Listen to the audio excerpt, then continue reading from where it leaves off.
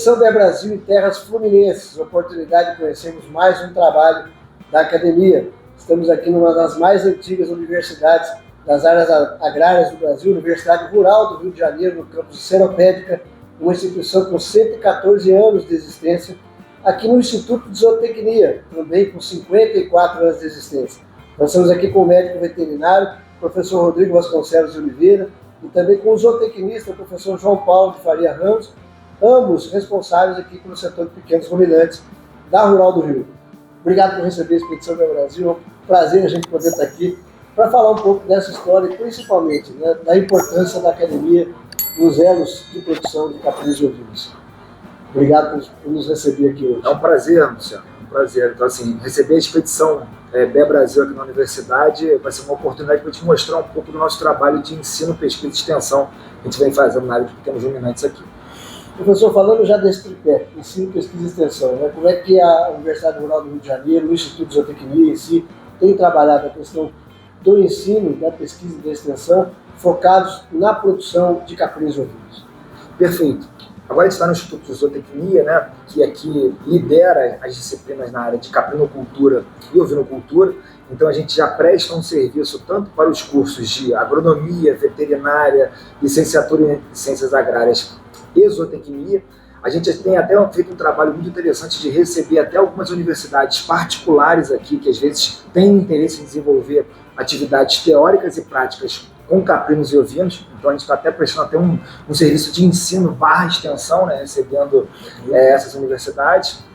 A gente está com um programa agora de pós-graduação em ciência animal, que tem como linha de pesquisa a produção de ruminantes, né, tanto grandes ruminantes quanto pequenos ruminantes, e também as disciplinas voltadas, né, para caprinos e ovinos também desenvolvem atividades teóricas e práticas aqui, né, as práticas no nosso setor de pequenos ruminantes. Com relação à extensão, a gente tem feito um trabalho ativo de buscar contato com pequenos produtores, realização de dias de campos, divulgação do nosso trabalho em secretarias de agricultura, né, tanto mais recentemente agora no município de Itaguaí, a gente tem um elo um pouco mais forte. E com relação, né, à pesquisa, né, o nosso programa de pós-graduação aí tem como área produção de ruminantes e tem orientadores aí voltados, né, principalmente a parte de manejo, nutrição, né, relacionados a pequenos ruminantes. Aqui no Rio de Janeiro a gente tem percebido, né, um foco maior na caprinocultura leiteira, então a maioria, se a gente colocasse os trabalhos de pesquisa tão direcionados à parte de caprinos leiteiros, então a gente já desenvolveu aí trabalhos na área de nutrição, né, substituindo farelo de soja com ureia, avaliação da glândula mamária também por imagem digital, então a gente faz uma foto da glândula mamária em vista caudal e fez uma correlação com isso com a produção de leite, né, superando até avaliações por score visual e por biometrias, né, utilizando paquímetros e fitas. Recentemente, o professor João Paulo está liderando muito também na parte de nutrição, com silagem, né, de ração total. Então, a gente está buscando aí atender essas demandas. Na questão sanitária, o enfrentamento comum de pequenos ruminantes é sempre a questão de verminose. Então, sempre quando a gente está atuando no campo, a gente está coletando amostras desses animais, né, tentando orientar, né, as necessidades em relação ao controle. Às vezes a pessoa pensa que muito o controle de endoparasitas está só vinculado à questão da vermifugação. Existe uma série de atividades ali que a pessoa tem que buscar, como pasteio de rotação lotacionada, uma boa alimentação, né, divisão dos animais em lote. Então a gente tem um trabalho, assim, de certa forma, até que eu julgo diversificado na área de pequenos ruminantes aqui na instituição. Perfeito. Professor, como é que está aí o trabalho, o senhor que vem de uma região da Paraíba, uma região tradicional, nordeste brasileiro, uma das mais tradicionais da criação de caprinos e ovinos, como é que está hoje dentro desse cenário aqui do estado do Rio de Janeiro e atuando aqui na Rural do Rio com caprinos e ovinos? Então, agradecer a vocês por esse link que está sendo formado, dizer que eu achava que ia ser mais fácil a minha vinda para cá. Eu vim na região que chove 300, 400 milímetros, eu vim para a região que chove 1.500 milímetros, mas os desafios são outros. O desafio, lá eu já sei que não vai chover, então a preocupação minha é trabalhar com alimentação. E a minha chegada aqui no Rio, o professor Rodrigo abriu as portas totalmente, me apoiou, não foi tão fácil, né? Questão cultural, de região, mas assim, coragem a gente tem. e os desafios são grandes, mas eu vejo o potencial da capinocultura, da ovinocultura no estado do Rio de Janeiro. Nós temos visitado propriedade, nós não ficamos em sala de aula, damos as nossas aulas, cumprimos nossa formação, nossa obrigação, formar recursos humanos, nós estamos tentando formar bons recursos humanos, né? Então, por trás, nós temos um grupo de estudo, que é o GPEG, um grupo de estudo de pesquisa, ensino e pequenos ruminantes. Não é só eu, o professor Rodrigo, envolve vários alunos, a direção do Instituto Zootecnia tem nos apoiado, nós temos uma coordenação a nível de reitoria, tem dado um suporte para que aí nós consiga formar ter um material didático para formar bons recursos, né? Então, com a nossa chegada aqui, a minha preocupação foi dizer, não vou ter problema com água. Aí, quando eu passei... Chuva não é problema. Não é problema. Eu passei um ano, não tinha comida para as cabras. E agora? Daí voltei às minhas origens, que é trabalhar com silagem, conservação de silagem, utilizar aqui uma cultura muito utilizada a mandioca para alimentação humana, mas o subproduto, a parte aérea, ela é descartável. Então nós estamos tentando desenvolver uma linha de pesquisa, fortalecer isso aí, né? E também trabalhar com pastejo rotacionado, que o meu professor aqui falou, nós estamos tentando controlar a verminose, tentar montar um modelo de produção a pasto, que não seja confinado, que a maioria do confinado no Rio de Janeiro é confinado. Nós temos uma linha de trabalho de trabalhar em pastejo rotacionado. Está em fase de execução desse projeto, né? Bem como focar na qualidade do produto que vai para o comércio, porque, como você falou, o mercado é quem aceita ou rejeita o produto. Então, nós temos uma preocupação em trabalhar com a qualidade do leite. Nós estamos montando um laboratório de produção animal, vamos trabalhar com... já trabalhando com a compulsão química do leite, com tradição somática, orientação ao produtor, o manejo para obter um leite higiênico de qualidade, então nós temos essa preocupação. E nós temos um setor que em áreas, em extensão, 60 hectares, muito grande para uma universidade, um setor com 60 hectares. Né? Nós temos um rebanho, e a ideia nossa é estabelecer ali 100 matrizes, e de acordo com os ajustes, com o envolvimento de alunos, tem muito aluno envolvido no nosso setor. Meu professor falou, a questão da espécie, caprinos, ouvintes, ser mais fácil do manejo, né? Então nós, com todos os esforços que nós temos feito, nós temos uma taxa de fertilidade de 100% do nosso rebanho na estação de monta nossa agora. 100%, então, isso para mim, como profissional, é gratificante, porque eu nunca consegui uma taxa de fertilidade. Um grande desafio a nível de propriedade conseguir isso, né? Você vai em fertilidade. Então, assim, a monta natural, então isso quer dizer, tem um manejo sanitário por trás, pessoal do nutrição, o dia a dia e tal. Então, nós conseguimos isso, foi conseguido esse índice aí. E nós estamos tendo um manejo ainda com cuidado. Nós temos uma raça Saano, que é uma raça especializada para leite, mas nós já vemos que ela só aqui não vai dar o suporte, porque a questão climática é muito quente, que chega a dar 37 graus tranquilamente, ela não suporta, a campo, se for em confinamento ainda vai. Mas a campo, como nós queremos, não. Então nós temos com o professor Rodrigo um trabalho de cruzamento direcionado com a raça parda alpina, inclusive as fêmeas que vão parir agora, 25 fêmeas, tudo prêmio, parda alpina. Já começou a fazer esse cruzamento também para ver como é que vai ser essa... Então, heterose aí, né? Heterose. Então, assim, é desafiador, mas é gratificante. Estamos numa região que tem tudo para crescer, região sudeste, onde tem demanda para o caprino.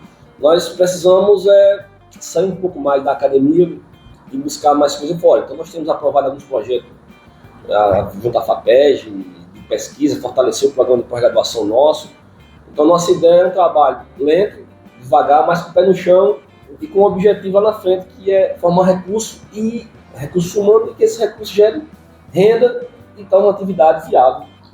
Falando do tripé, ensino, pesquisa e extensão, vamos focar um pouquinho aqui no ensino, né? Como é que vocês têm visto? Bom, primeiro, a disciplina de ovino caprino é obrigatória dentro da grade? É uma disciplina obrigatória? Para a zootecnia, sim. Como é que vocês têm visto o interesse, né, dos estudantes dentro de ovino caprino?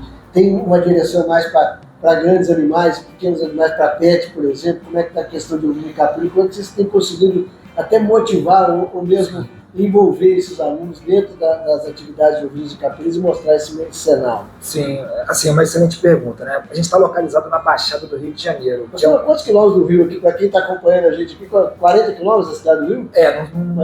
Num trajeto mais curto, em torno de 50 quilômetros pela Avenida Brasil, né, da região metropolitana ali central, talvez pela Dutra, em torno de 70 quilômetros. Então a gente não está tão distante assim.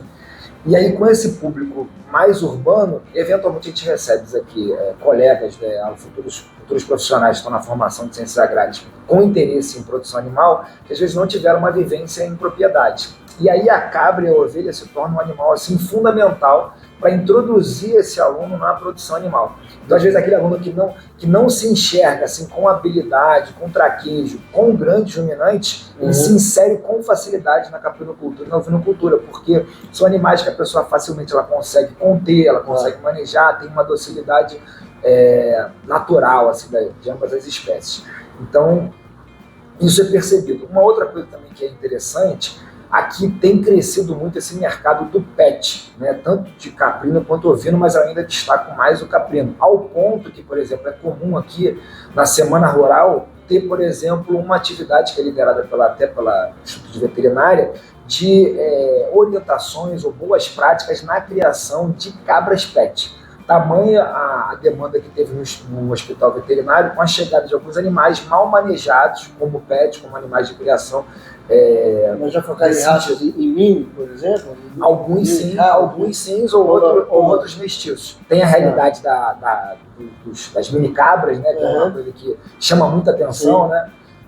Mas tem a realidade também da pessoa que cria o animal mestiço, etc., como animal pet, mas assim, às vezes sem uma orientação, né? Caprino e ovino, quando a pessoa lida com um cabrito, com um cordeiro, e está com os filhos juntos, às vezes cria uma paixão ali momentânea, e a pessoa acaba adquirindo o filhote, aquele filhote vai ganhar 50, 70, 80 quilos, e aí vira uma outra realidade, que a pessoa tem que comprar mais alimentação, cercar a área, se a pessoa tem um jardim, a cabra come as plantas todas, então assim, tem essas loucuras.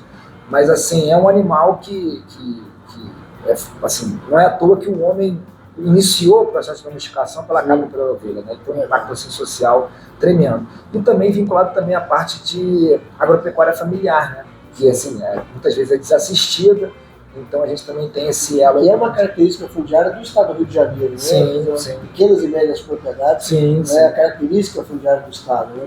Cabe muito aí no pequeno produtor comparado com grandes animais, por exemplo, sem dúvida, no tamanho de área. Né? Sem dúvida. Então, sobre aqui na questão do ensino, o estudante tem mostrado interesse, você tem conseguido trabalhar profissionais que vão sair daqui com provável, não só com a formação, mas com provável interesse em trabalhar na atividade? Como você está vendo? Quer falar alguma coisa? Então, complementando o que o professor Rodrigo falou, eu acho assim, aqui no nosso campus, no instituto nosso, tem vários líderes na parte de forragem, nutrição e tal, então tem formação de grupo de estudo. E esses grupos de estudo inicia quando o aluno de segundo, terceiro período começa a participar, entender, ter um compromisso. Então, direciona muito o aluno para a formação dele. Em equídeo, em bovino, em coelho, em bem-estar. Nós temos um trabalho aqui coordenado pela professora Sabrina, que é a parte de bem-estar, que é um trabalho novo, aplicação no protocolo AUIN, avaliar o bem-estar desse animal, não só dizer que é simples de verdade, não. Então, é uma parceira nossa, lá do nosso setor, de pequenos ruminantes. Então, assim, os alunos, nós também temos um programa de vivência acadêmica, e todo semestre nós ofertamos 20 vagas ao aluno, ele vai vivenciar o setor de pequenos ruminantes, para fazer manejo nutricional, manejo reprodutivo, entender, então ele tem essa oportunidade. Não se identificou, ele vai para bovino, você vai para equídeo. Mas teve a oportunidade de conhecer, vivenciar. Vivenciado durante 6 meses no período de mandar a mão na massa mesmo. É um trabalho daqui da universidade, do instituto, essa questão não é estágio, é uma vivência. O aluno tem que estar ali 8 horas semanais no setor, então ele teve aquela oportunidade. Não identificou, é uma opção de profissional, você vai se identificando. Mas assim, eu julgo que nós temos conduzido um grupo de estudo aí que tem 20 alunos dedicados ao setor direto, permanente, e tem a rotatividade, entra, sai. Então, nós temos um setor lá, nosso setor, que esse ano, nos últimos 3 anos, tivemos uma visita de mais de 1.000 alunos, de outras universidades, produtores, visita aulas de outros colegas de outros institutos. Então, é um setor que ele tem um papel importante na formação de recursos humanos aqui no nosso instituto. O grupo de estudo aqui é o GPR, né? O grupo de estudo de pequenos ruminantes, que tem feito esse trabalho, vamos conhecer daqui a pouco alguns detalhes, mas aproveitando aqui, né, para a gente já trabalhar os outros pilares aqui, para falar aqui em pesquisa e extensão, no próximo bloco nós vamos aprofundar um pouquinho mais esse bate-papo, para conhecermos um pouco mais da estrutura aqui da Universidade Rural do Rio de Janeiro, falando aqui de pesquisa e extensão. Próximo bloco a gente volta rapidinho. Você sabia que a verminose pode causar grandes prejuízos na sua criação? A verminose resulta em maior mortalidade, menor desempenho reprodutivo, redução na absorção de vitaminas e minerais, menor ganho de peso e baixo crescimento dos animais. Mas existe uma solução eficaz: Bioverme. Com o uso diário e contínuo de 90 a 120 dias, Bioverme garante o controle biológico dos eumintos. Bioverme deve ser fornecido via alimentação animal. É uma inovação no controle biológico de eumintos, permitindo o controle da verminose sem o uso de produtos químicos. Aumente a rentabilidade do seu negócio de forma natural e segura para humanos e animais. Escolha Bioverme e veja a diferença na saúde e desempenho dos seus animais. Bom, professor João Paulo, professor Rodrigo, nós tivemos a oportunidade de falar aqui, né, desse papel importante da academia entre as diversas atividades, que é a questão da formação profissional, né, de criar realmente uma mão de obra com foco e interesse nas atividades de ovinos e caprinos. Mas a universidade, a academia, também tem dois outros pilares, né, fundamentais, que é a pesquisa e a extensão. Como é que está esse trabalho aqui na Rural do Rio? Né, que atividades que vocês têm empreendido e tem aí ainda no radar para desenvolver aqui no estado do Rio e mesmo em outros estados? Perfeito. Eu começo a falar um pouquinho da extensão, né? O Instituto de Zootecnia, ele tem um interesse enorme nisso, né? Não é à toa que a gente vem desenvolvendo ao longo de vários anos, né, muitas atividades de dias de campo. Em relação à caprinocultura e ovinocultura, além dos dias de campo que a gente consegue promover no setor, né, recebendo pequenos produtores, recebendo técnicos, recebendo alunos até de outras instituições, a gente tem procurado fazer um trabalho também de contato com as secretarias de agricultura. Então a gente oferece, né, atividades de assistência técnica, dias de campo, né? E muitas vezes nesses contatos surgem produtores também que estão interessados no nosso trabalho. Recentemente a gente está desenvolvendo, né, uma atividade muito focada na qualidade do leite. Então a gente está disponibilizando, né, visitas técnicas para orientação da obtenção higiênica do leite e coleta de material também para avaliar essa qualidade do leite. Tanto a visita de estudantes de vocês na propriedade, quanto o produtor tem acesso aqui? Sim, né? sim. Existe essa ideia já sendo trabalhada de qualidade do leite? Sim. É um dos focos que está sendo liderado até pelo professor João Paulo, junto com alguns bolsistas. E é uma coisa assim que é uma demanda, né? Se a gente tem um estado, né, aqui na região sudeste, como o Rio de Janeiro, que tem a maior densidade de caprinos por quilômetro quadrado, né, e esse foco principal em caprinocultura leiteira, foi percebida essa demanda, né? Então isso está sendo trabalhado também nas atividades de extensão.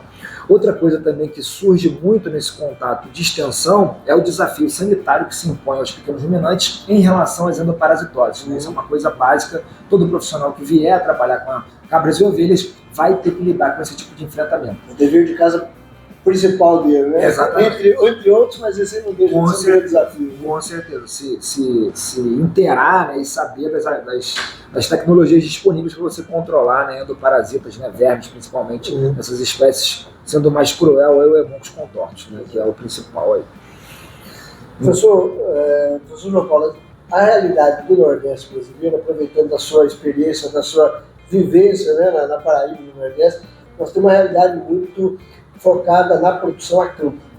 Quando a gente vem aqui para a região sudeste, na caprinocultura leiteira, a gente tem uma realidade do produtor trabalhando os animais quase que, na sua grande maioria, animais confinados, estabulados. Né? E a gente sabe que o custo de produção, 60% a 70% do custo de produção está na alimentação. Né? Como é que vocês estão vendo esse desafio de tentar trazer, de tirar os animais de uma condição intensiva para uma condição, no mínimo, semi-intensiva, trabalhando a caprinocultura leiteira, por exemplo? Então, complementar só o professor Rodrigo aí, vou responder a sua pergunta. Nós estamos no Instituto, o nosso curso também começou a ofertar o semestre passado a disciplina de extensão em pequenos ruminantes, professor. No semestre passado nós temos a disciplina. Há uma disciplina de extensão em pequenos ruminantes. Então, assim, é novidade, vai ser ofertada a segunda vez agora. Então, é mais uma atividade de extensão, com o nome para caracterizar de extensão em pequenos ruminantes. Então, falando um pouco dessa questão do sistema de produção, claro que ele é dinâmico e cada situação é uma realidade, mas aqui, a minha chegada aqui, que eu achava, eu acreditava que, eu não sei, se você for ler alguma coisa na internet sobre a pecuária do Rio de Janeiro, pecuária é muita coisa irrisória, pequena, mas quando você chega, cai para dentro do sistema de produção. Assim, eu gosto muito da área de nutrição de forragem. Minha formação lá na ENEP, passei 14 anos lá, então a minha formação foi essa, eu trabalho com caprinos e ovinos, mas voltado para a nutrição. E aqui, quando eu cheguei aqui, eu vi o setor, uma demanda de extensão de terra, 7 hectares, eu conversando com o professor Rodrigo, então assim, cara, vamos focar em sistema de pastejo. Vamos montar um sistema de pastejo rotacionado, você vai ver lá em campo, lá, nós já fizemos piquetes, um piquete, e vai dar suporte para, hoje nós somos uma unidade, que não comercializamos ainda o nosso produto, né? Mas a ideia é que em futuro próximo nós possamos comercializar, que esse recurso seja gerado para dar suporte à manutenção do setor e da formação de recursos humanos também, né? Então, essa é a nossa visão. Mas, assim, principalmente o pastejo, a escolha da espécie, nós estamos trabalhando com aruano, já temos uma área trabalhando com aruano aqui, né?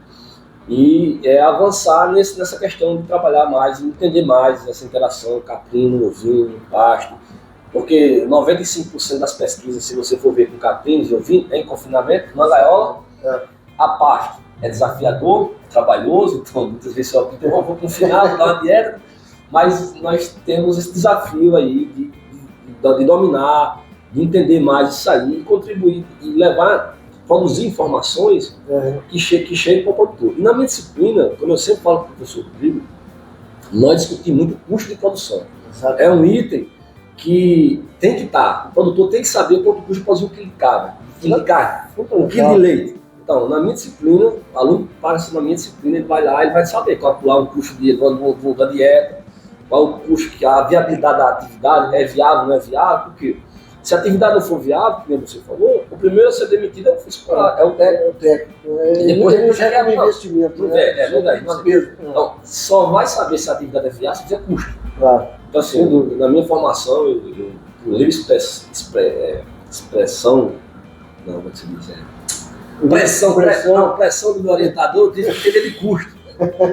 Então, mas é isso aí, nós temos que determinar os custos de produção e identificar se a atividade é viável ou não é viável. Existe um paradigma que a gente tem percebido nas visitas da Expedição Bem Brasil entre os produtores de carne de leite, que a gente costuma sempre escutar dos produtores a seguinte observação: por se tratar de um animal altamente eficiente em produção de leite, uma cabra, se a gente for comparar com uma vaca de 500 quilos, uma cabra de 60 quilos produzindo 7, 8 litros de leite, 6 litros de leite, que tem uma atividade fisiológica muito acelerada, né? Muitas vezes o produtor tem a informação, né, de que essa cabra precisa de estar estabulada para que ela tenha mais eficiência na conversão alimentar, que a pasta não teria a mesma produção. Vocês veem na teoria ou na academia que essa realidade ela é um fato, ou ainda é possível trabalhar com a cafeicultura a pasto com a mesma eficiência de conversão alimentar e de produção de leite? Bom, eu acho que, no meu pensamento, aqui no Rio de Janeiro, a questão se limita muito à questão física, de pequenas propriedades. O cara tem uma granja e começa um cenário de criar cabra. E no nosso caso não é limitação à extensão, à área, né? Mas, por exemplo, se for para Minas, muitos criadores lá, é muito estabulado. Aqui no Rio de Janeiro, muito criador, confinamento, 100% total.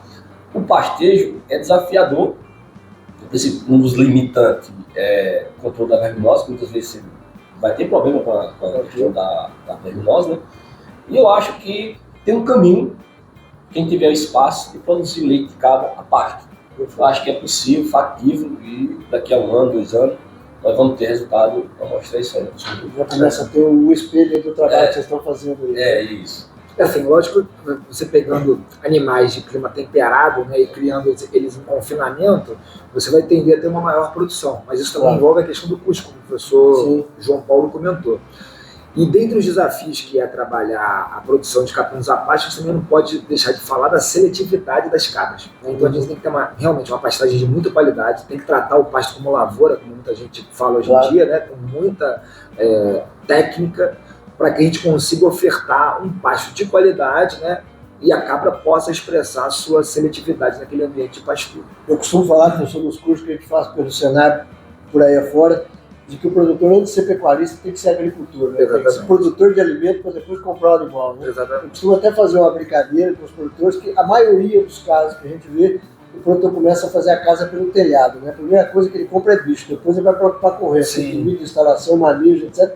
E muitas vezes é aí que está o problema, né? Ele sai da atividade falando mal da cabra ou da ovelha, quando o problema está na falta de planejamento em si, né? De organizar isso aí. E aí, professor, falando dentro dessa visão do curso, vocês têm abordado essa visão sistêmica para os alunos de entender a necessidade desse planejamento alimentar, né, os manejos e o mercado? Então, nós sempre temos abordado aí essa questão do custo, porque do planejamento do sistema de produção, ele tem que ser o básico. O aluno tem que entender que ele vai ser um profissional de campo e ele vai resolver problemas. Claro. Então, se não adianta você se formar, só vou ganhar dinheiro. Os caras só vão te contratar para resolver problemas. Então, essa é a missão do aluno que é formado em zootecnia, veterinária e agronomia. Então, assim, o aluno tem que sair daí com a percepção que saber que a zootecnia é um curso que tem muita matemática. A zootecnia é um curso que o aluno ele tem que entender de formular ração, tem que entender um pouco de adubação de pastagem, interpretação de análise de solo, fisiologia do animal, conforto térmico. É um curso amplo. Não dominar a sanidade, mas tem que entender o planejamento sanitário para o rebanho, né? Então, assim, nós temos um cenário aqui que é positivo na formação de recursos humanos também pela qualidade, que eu acho que nós temos muitos professores qualificados aqui no nosso instituto, né, que têm se dedicado em várias áreas, nutrição de bovino, produção de bovino de corte, bovino de leite, avicultura, suína. Então, nós temos vários professores, um cenário positivo para o instituto, que tem ofertado uma formação de qualidade para os alunos que estão se formando aqui no nosso curso. Então, é gratificante esse momento que nós estamos vivendo aqui no nosso curso. Isso, eu só queria também destacar que hoje, né, a zootecnia que a gente vem trabalhando aqui na Universidade Federal Rural do Rio de Janeiro, ela está muito focada na sustentabilidade. Então, tanto em caprinocultura quanto ovinocultura, a gente está buscando, né, uma orientação de uma atividade de produção animal que ela seja socialmente justa, ecologicamente correta e economicamente viável, né, que são os pilares da sustentabilidade. Então, o aluno aqui hoje, né, com interesse na área de produção animal, ele vai ter acesso a oportunidades, tanto teóricas e práticas, para estar bem sedimentado nesse tipo de formação. Bom, falando aqui nessa estrutura, né, vamos lá para conhecer a estrutura, conhecer a estrutura aqui do campus. Então, vamos ter a oportunidade de conhecer agora, né, a estrutura, instalações, rebanho, e falar um pouco dos manejos que estão sendo feitos aqui na Universidade Federal Rural do Rio de Janeiro, aqui no campus Seropédico. Vamos lá para conhecer esse trabalho. Expedição BE Brasil, nós estamos aqui em Juiz de Fora, na unidade fabril da empresa Nutriplan Sal Minas, empresa produtora de rações, de sal mineral, de núcleo proteico para batida de rações. Você que é criador sabe da importância da nutrição no seu criatório. Nutriplan Sal Minas, empresa parceira da Expedição BE Brasil desde o primeiro estado, Minas Gerais, onde o projeto se iniciou, Espírito Santo e agora também no estado do Rio de Janeiro. Você que tem o seu criatório de caprinos e ovinos, que consome rações, que consome sal mineral e também núcleo proteico, dê preferência aos produtos Nutriplan Sal Minas, empresa do projeto Expedição BE Brasil. Vamos estar levando os produtos, divulgando os produtos por onde a expedição for passar. Conto com a sua preferência para os produtos Nutriplan Sal Minas. Forte abraço. Nós estamos aqui numa unidade do Instituto de Zootecnia, como vocês comentavam com a gente há pouco, vai ser uma unidade que em breve vai estar estruturada para um trabalho que vocês querem desenvolver. Que unidade é essa? O que nós vamos ter a oportunidade de ver aqui? O que vai ter aqui futuramente? Então, nós estamos aqui num laboratório de produção animal, né? Que o foco nosso aqui é trabalhar com a qualidade do leite, que seja uma ferramenta que os alunos vão ter acesso, o professor vai poder ter acesso, mas é uma ferramenta para avaliar composição química do leite, contagem de célula somática, crescimento de determinados micro-organismos e também a parte de microbiologia de silagem. Então é um ambiente que nós vamos contemplar. Esse laboratório vai ofertar mais uma ferramenta que vai potencializar a formação de recursos humanos no nosso instituto aqui, né? Então nós vai ter uma abrangência aí de 150 alunos diretamente, tendo contato por semestre, vai passar por esse laboratório, e é uma ferramenta que vai com certeza ser positiva para a formação de recursos humanos e para o avanço do conhecimento na pesquisa, também para a pós-graduação, que será uma ferramenta importante para o desenvolvimento dessa área aí. E nós também, como estamos trabalhando a questão da qualidade do leite, a importância de orientação para obter um leite higiênico de qualidade. Então nós precisamos quantificar como é que está essa questão do leite dentro das propriedades, né? Então nós vamos ter aí em breve a estruturação já toda feita aqui, professor Rodrigo, já os equipamentos chegando, Exatamente. já acontecendo. Vocês chegaram num momento assim excelente, né, com a chegada dos equipamentos, com a estruturação do espaço. Então a ideia é que esses aparelhos aí, além de servir para a formação, né, de atividades práticas junto aos alunos, que a gente também possa fazer também trabalhos com ele visando a extensão. Né? Por que não receber amostras de leite de propriedade? Por que não receber amostras de selagem de propriedade e analisar aqui na nossa universidade? A gente vai ter total capacidade disso, não apenas pelos recursos humanos que a gente dispõe, mas agora, recentemente, com a chegada de novos equipamentos. Eu tenho certeza que em breve a Expedição Ver Brasil, tendo a oportunidade de retornar aqui, nós vamos ver o laboratório já estruturado com esse serviço sendo realizado aí, né? Com certeza, com certeza. Aguarde e confie. Estou conhecendo aqui mais uma estrutura aqui da Universidade Federal Rural do Rio de Janeiro, um laboratório de qualidade do leite e de análise de silagem. Nós vamos ter a oportunidade de falar um pouco mais desse trabalho em breve. Bem, continuamos aqui na nossa visita à Universidade Rural do Rio de Janeiro, Federal Rural do Rio de Janeiro. Estamos aqui com o professor João Paulo e o professor Rodrigo, no setor de caprinocultura e ovinocultura. Né? Vamos lá para conhecer a estrutura, conhecer um pouco desse trabalho que vocês estão desenvolvendo aqui? Vamos lá, vem com a gente. Vamos lá conhecer um pouco mais da estrutura do setor aqui, Universidade Federal Rural do Rio de Janeiro, setor de caprinocultura e ovinocultura. Então, prazer estar recebendo vocês aqui hoje no nosso setor. Né? A gente aqui mantém principalmente caprinos, né? Tantos tipo racial Boer, quanto também tipo racial Sanney. Entretanto, a gente vem percebendo que a raça Sanney, ela sente muito no verão aqui o calor. Né? A gente tem às vezes a manutenção de animais mais velhos, até com a ocorrência também de carcinomas de pele. Isso levou, né, a minha pessoa, o professor João Paulo, os outros colegas que aqui trabalham, a pensar em uma mudança do nosso tipo racial leiteiro. Então a gente está começando a introduzir agora animais da raça parda alpina. A gente já tem algumas fêmeas ali puras, que está também com bode. Então a gente está alpinizando o nosso rebanho, na tentativa de ter um animal um pouco mais rústico, né, mas ainda com uma linhagem leiteira europeia para ser mantido aqui no nosso setor. O senhor entende que essa modificação em função da condição climática aqui ela vai ter melhor adaptação, melhor resultado? A gente acredita que sim, né? O animal, a raça alpina é um animal mais pigmentado, então pelo menos com a questão do estresse pela insolação solar vai diminuir. Então a gente está com essa expectativa que a gente vai reduzir a ocorrência de estresse térmico na maioria do rebanho em função dessa mudança genética nos animais. Porque a intenção também é trabalhar esses animais a campo, né? Por essa mudança? Sim, exatamente. Aqui a gente tem um setor, né?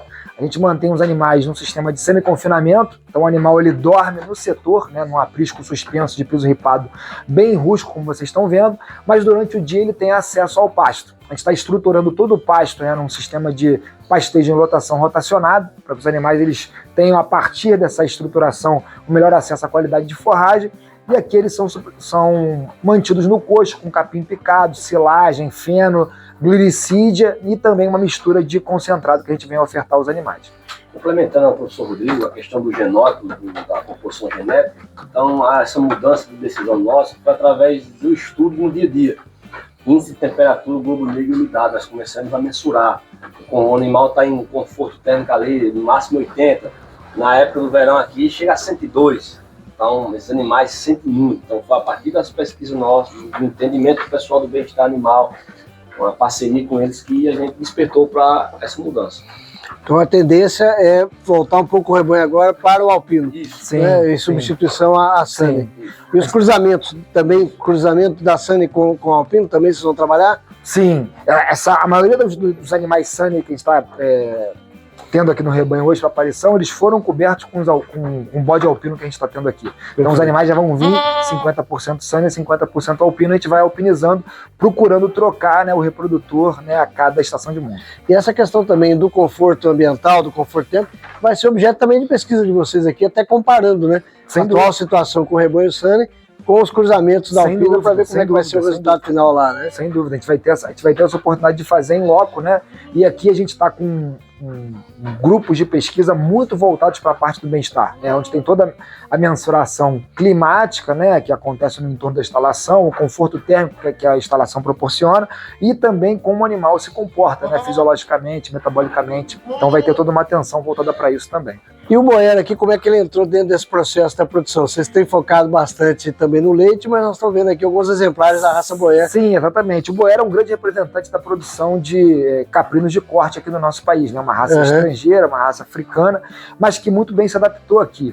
E ela tem um papel aqui não apenas didático, né? Na oportunidade de demonstrar ao aluno a conformação de um animal leiteiro, um animal mais anguloso, mas também mostrar a conformação de um animal voltado para corte, que tem um perfil muito mais convexo, com muito mais musculatura. Existe uma busca também de carcaças caprinas, né, na região. A gente tem muitas pessoas no Nordeste que vivem aqui na Baixada, então é uma raça que também é comum aqui no nosso estado e na nossa região. Então esse é também um dos papéis nossos de manter a raça, né? Nela a gente não vai colocar o alpino, a gente vai manter nosso rebanho puro por cruza Boer.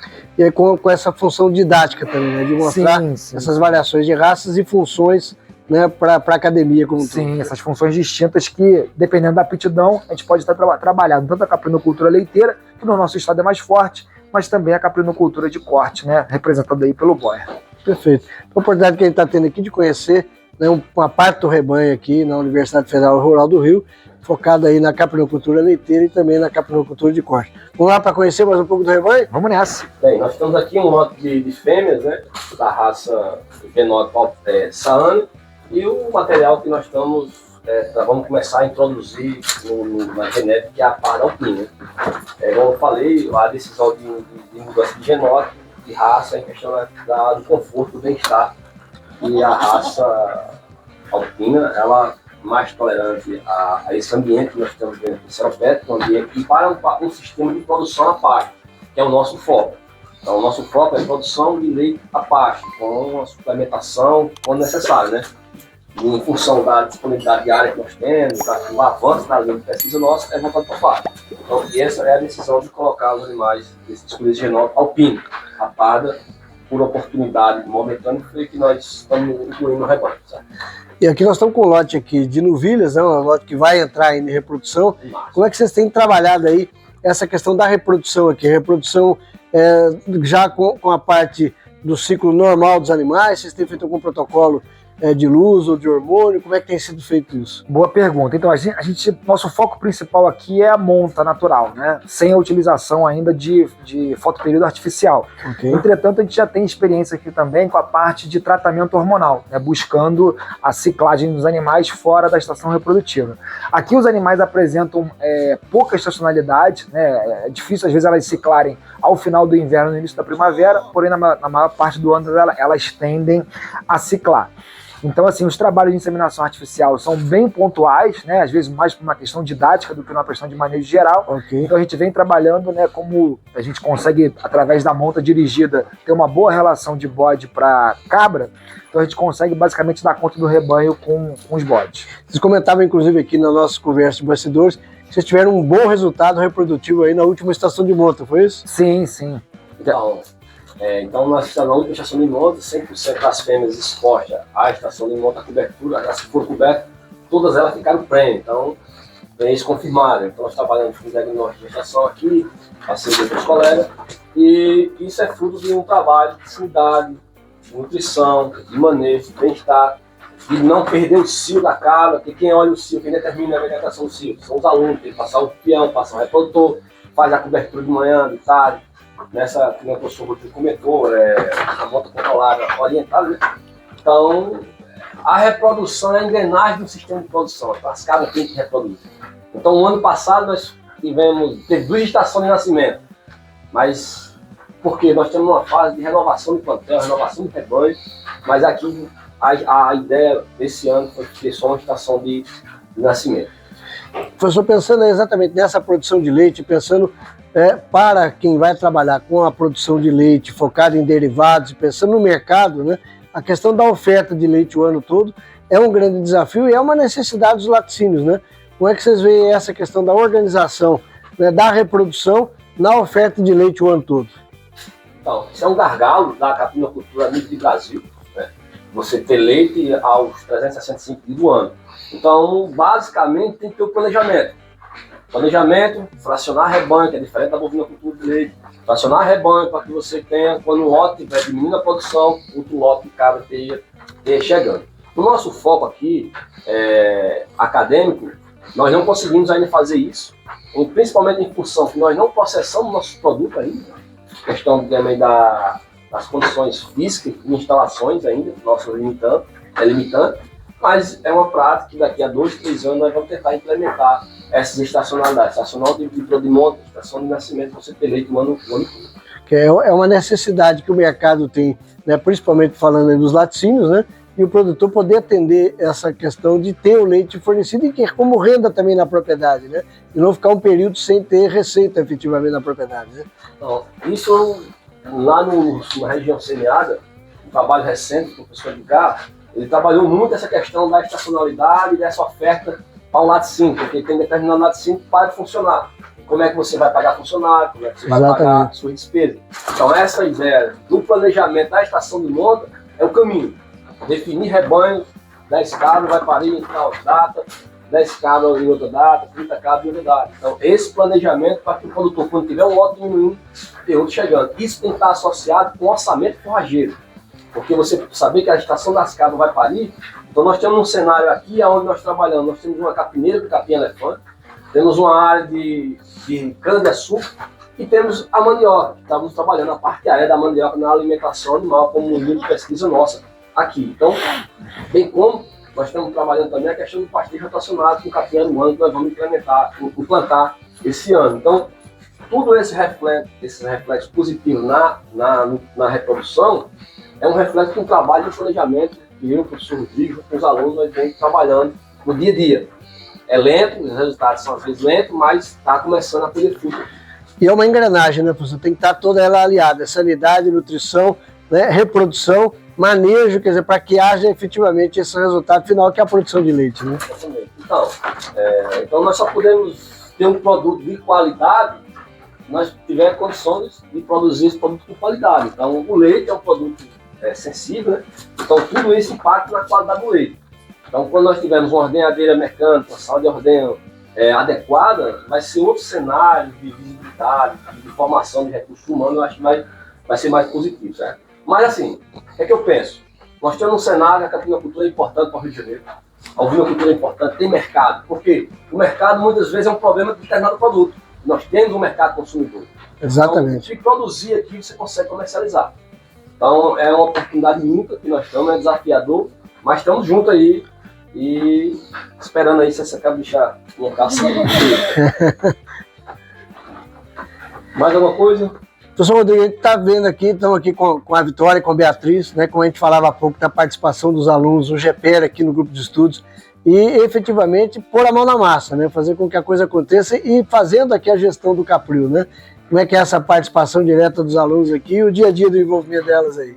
Cara, essa participação ela é fundamental, né? Eu sempre costumo dizer que uma universidade pública que se destina a ter setores com animais domésticos, animais de produção, se não fizer uso, né, dos alunos de uma forma eficiente, fica muito difícil, né, da escassez de recursos que a gente tem atualmente. Então, o trabalho tanto dos alunos do GPR quanto dos alunos da Vivência, que estão começando a atuar aqui no setor, ele é um trabalho fundamental, né? Hoje a gente consegue ter essa chegada dessa estação de nascimento agora com um alto índice de fertilidade, não apenas pelos trabalhos dos professores, dos técnicos, dos tratadores, mas também dos alunos que estão no dia a dia. Então o aluno ele se envolve no manejo geral dos animais, no arraçoamento, na identificação do cio, da levada do bode às cabras para cobertura, né, de todo o atendimento que vai ter nos cabritos. A gente sabe que a estação de nascimento é uma estação desafiadora, né, a gente praticamente vai dobrar a quantidade de animais no rebanho em função do nascimento dos cabritos, e isso muito envolve os alunos, né? E a cabra e a ovelha, ela é um animal ímpar na introdução do aluno interessado em produção animal. Por quê? São animais de pequeno e médio porte, fácil manejo, você vê que a gente está no meio dos animais aqui, então assim, essa docilidade que naturalmente a cabra e a ovelha apresenta é fundamental. Perfeito. Setor de caprinos e ovinos, Universidade Federal Rural do Rio de Janeiro, Expedição para o Brasil, tendo a oportunidade de mostrar mais esse importante elo que é a academia nas cadeias produtivas de caprinos e ovinos. Então, pessoal, a gente aqui separa os animais por categorias, né? Aqui a gente tem fêmeas que estão com diagnóstico confirmado por ultrassonografia, estão gestantes. A gente tem as nossas novilhas, né, que já foram desmamadas. O nosso bode a gente mantém totalmente separado do rebanho. Ele fica num aprisco individual aqui fora com piquete. E a gente tem uma baia específica para as ovelhas. A gente está começando um trabalho com ovinocultura também. É fundamental essa divisão de animais por categoria, né, para atendimento de exigência nutricional, atendimento de práticas de manejos específicas para cada categoria. A gente vai entrar agora no momento de parição, então um momento de desafio aqui no nosso setor para estruturar todas as atividades aí que acontecem durante esse período. Perfeito. E aí, falando aqui desse trabalho aqui de separação por categorias, né, e enfatizando que nós estamos na academia e tem todo o viés, né, focado aí no aprendizado, né? Como é que tem sido esse trabalho também de mostrar aos alunos a necessidade de entender o rebanho, né, que ele não é igual, né, que as categorias têm exigências e maneiras diferentes, né? Sim, isso é fundamental, né? Às vezes a gente chega muitas vezes em situações de agropecuária familiar que a pessoa se vê, às vezes, por ignorância ou por necessidade, criando o rebanho todo junto. O que acontece normalmente nesse tipo de situação? Você vai ter o reprodutor cobrindo fêmeas muito jovens, isso vai levar a retardo no crescimento, fêmeas com pouca área, né, de canal de parto, vai dificultar parto, vai dificultar crescimento, vai dificultar desenvolvimento da glândula mamária. Isso vai levar também ao aumento da ocorrência de doenças, porque os animais jovens eles têm menor imunidade e eles se relacionando muito próximos aos adultos, eles vão acabar contraindo doenças, por exemplo, como endoparasitoses e acabando entrando em quadros de diarreia, de anemia, né, em função de hemeriose ou de hemoncose, né? Então tudo isso tem que ser ressaltado. Racionalmente, não apenas em cabras e ovelhas, normalmente é indicado a separação dos animais em lotes, a separação dos animais em categoria. Aqui a gente mantém um rebanho em regime de semi-confinamento, principalmente na formação dos lotes, nas baias, a gente tem que frisar também, além da categoria, o tamanho dos animais. Não adianta eu manter, por exemplo, cabras de primeira gestação junto com cabras multíparas de várias gestações que têm tamanhos distintos, né? Às vezes uma cabra na primeira aparição ela está chegando ao parto com 85%, 90% do seu peso vivo adulto e ela competindo no coxo para alimentação com um animal muito maior, às vezes 5 quilos, 7 quilos maior. Isso vai levar ao quê? A um comprometimento no ganho de peso, né, no crescimento de um animal mais jovem que está ali sendo mantido num lote maior. E a gente percebe muito em raças leiteiras, em especial na raça Sânia, essa questão da dominância, né, professor? E há essa competição, essa dominância de ter ali os animais que normalmente, né, fazem esse papel de dominância no lote, né? Sim, sem dúvida, né? A cabra é muito famosa por isso, né? Um animal extremamente inteligente. Então, assim, as fêmeas mais velhas no rebanho, com maior vigor físico, elas tendem a sujeitar as outras fêmeas. Então, a gente busca identificar esses animais um pouco mais agressivos, um pouco mais dominantes, e ir fazendo um trabalho de formação de lote onde ele não tenha tamanho suficiente para sobrepujar os animais menores. Mas assim, quem lida com cabras em sistemas de confinamento ou semi-confinamento, sempre tem que ter atenção para isso. Perfeito. Estou falando um pouco mais aqui com o professor Rodrigo, tendo a oportunidade de conhecer a estrutura e os lotes aqui do setor de caprinos, Universidade Federal Rural do Rio de Janeiro, aqui em Seropédica. Estou falando aqui de manejos, né, e falando de bem-estar animal, né, instalações está intimamente ligada a manejos de bem-estar, né, e principalmente quando a gente vai trabalhar também a questão das diversas categorias e tal. A gente tem visitado produtores que têm hoje focado muito na utilização de instalações com piso de chão batido, né? Aqui o Capril já era uma estrutura mais antiga aqui da Rural, né, trabalhando aí com ripado. Como é que você tem visto essa questão das instalações entre ripado e chão batido? Que tendência tem sido feita nesse trabalho? Como é que vocês veem a questão do bem-estar animal em relação a isso? Perfeito. A questão de instalação é um dos 5 domínios do bem-estar animal que tem que ser trabalhado, né? E quando a gente pensa no bem-estar, né, dos animais, o chão batido ele prevalece. O animal ele vai ter ali muito mais equilíbrio para poder se locomover, para poder interagir, para poder socializar dentro do lote. A questão do aprisco suspenso de piso ripado, ele foi uma tecnologia mais antiga, né, que dominava a questão de instalações, muito pela questão de visitas a outros países que utilizavam essas instalações em locais que tinham muita umidade. A gente tem que lembrar que tanto cabras quanto ovelhas são animais naturalmente presentes em locais secos, né? Se você tem excesso de umidade, tem dificuldade em manter um aprisco de piso, né, de chão batido, coberto com cama. Muitas vezes a questão do piso ripado ela prevalecia, mas além da questão do bem-estar animal, existe todo um trabalho também de manutenção desse ripado. Não adianta você ter um ripado também com um espaçamento incorreto, com um espaçamento muito longo, isso vai levar ao acontecimento de acidentes, principalmente em baias de parição. O ideal é você ter um espaçamento até em torno de 1 centímetro e baias de animais adultos até 2 centímetros. Quando a gente aumenta esse espaçamento, a gente aumenta o risco de lesão, aumenta alterações de aprumos adquiridas nos animais. Então hoje, pensando em bem-estar, você podendo estruturar um aprisco de chão batido, coberto com uma cama, né, com capacidade de absorver a umidade de fezes, de alimentos ali presentes, tende a ser o mais ecologicamente correto. Professor João Paulo, na região nordeste do Brasil, da onde o senhor é egresso, ripado quase a gente não vê essa utilização. A tendência é utilizar realmente chão batido, né? Como é que tem isso lá? Não, lá é predominante. Hoje ninguém mais constrói essa estrutura de piso com ripado. É chão batido e com renovação de cama. Então ele já é consolidado no semiárido, né? Aqui no Sudeste tem algumas instalações que permanecem com essa estrutura de ripado, mas a maioria dos criatórios que nós estamos trabalhando, estamos orientando, a tendência é o chão batido. O chão batido. Chão batido com cama. Trabalhando realmente uma condição, custo menor de implantação, manejo fácil, manutenção e bem-estar animal, né? Porque, na verdade, esse modelo de ripado foi um modelo da capinocultura leiteira importada em 1980, quando a capinocultura veio para cá. Então, teve evolução no conhecimento, nas tecnologias, né?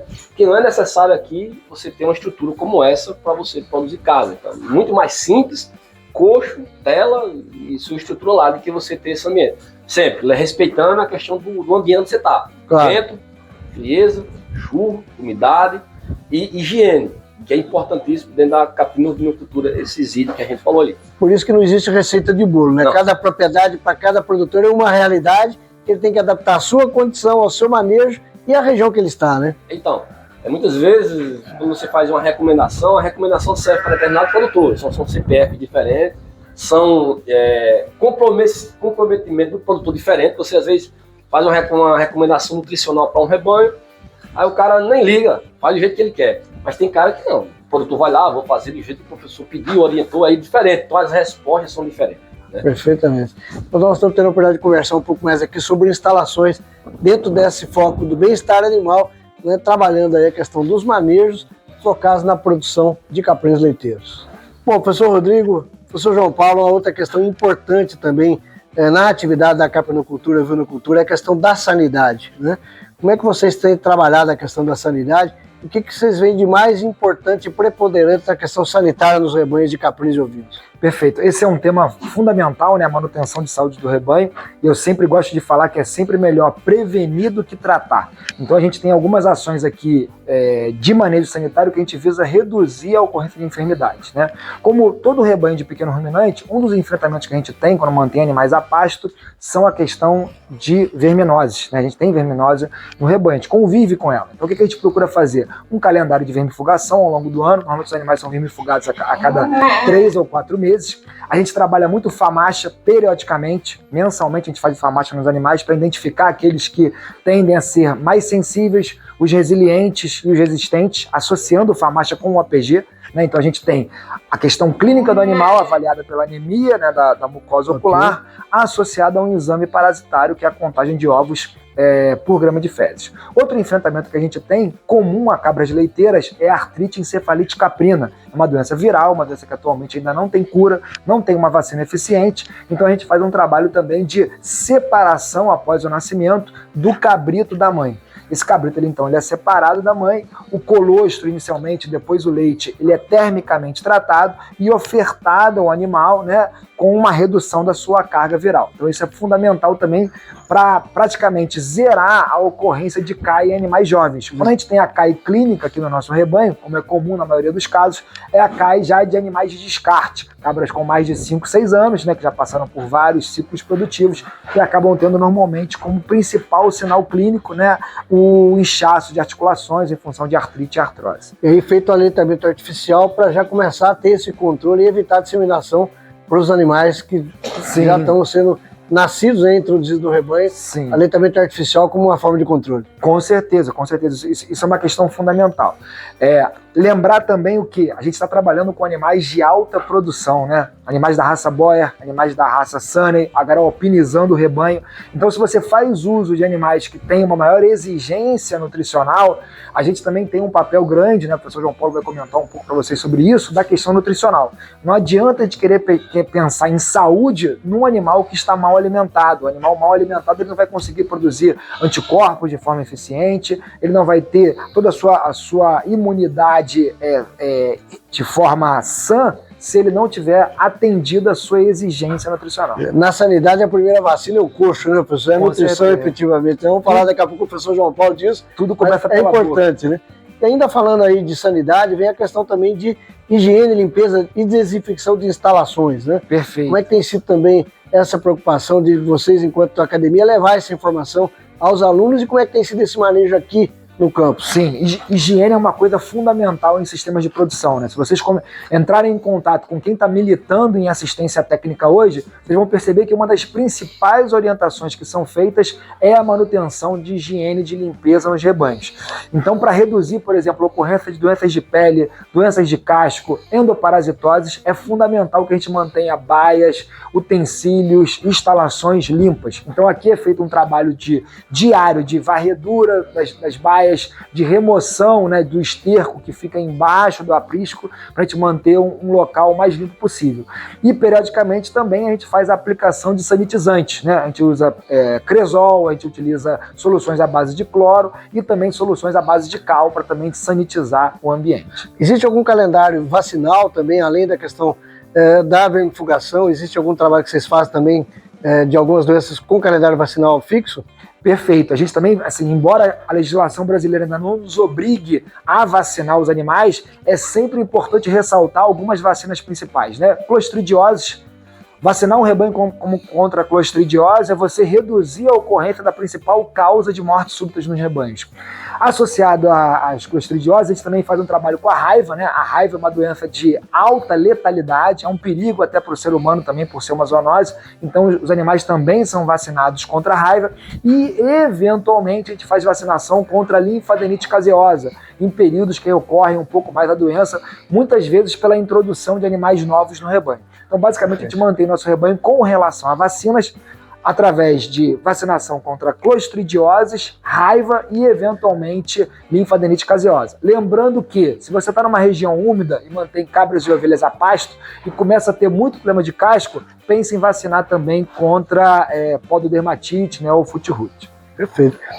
Professor João Paulo, vamos falar um pouquinho de nutrição, conhecer esse trabalho de nutrição que tem sido feito aqui?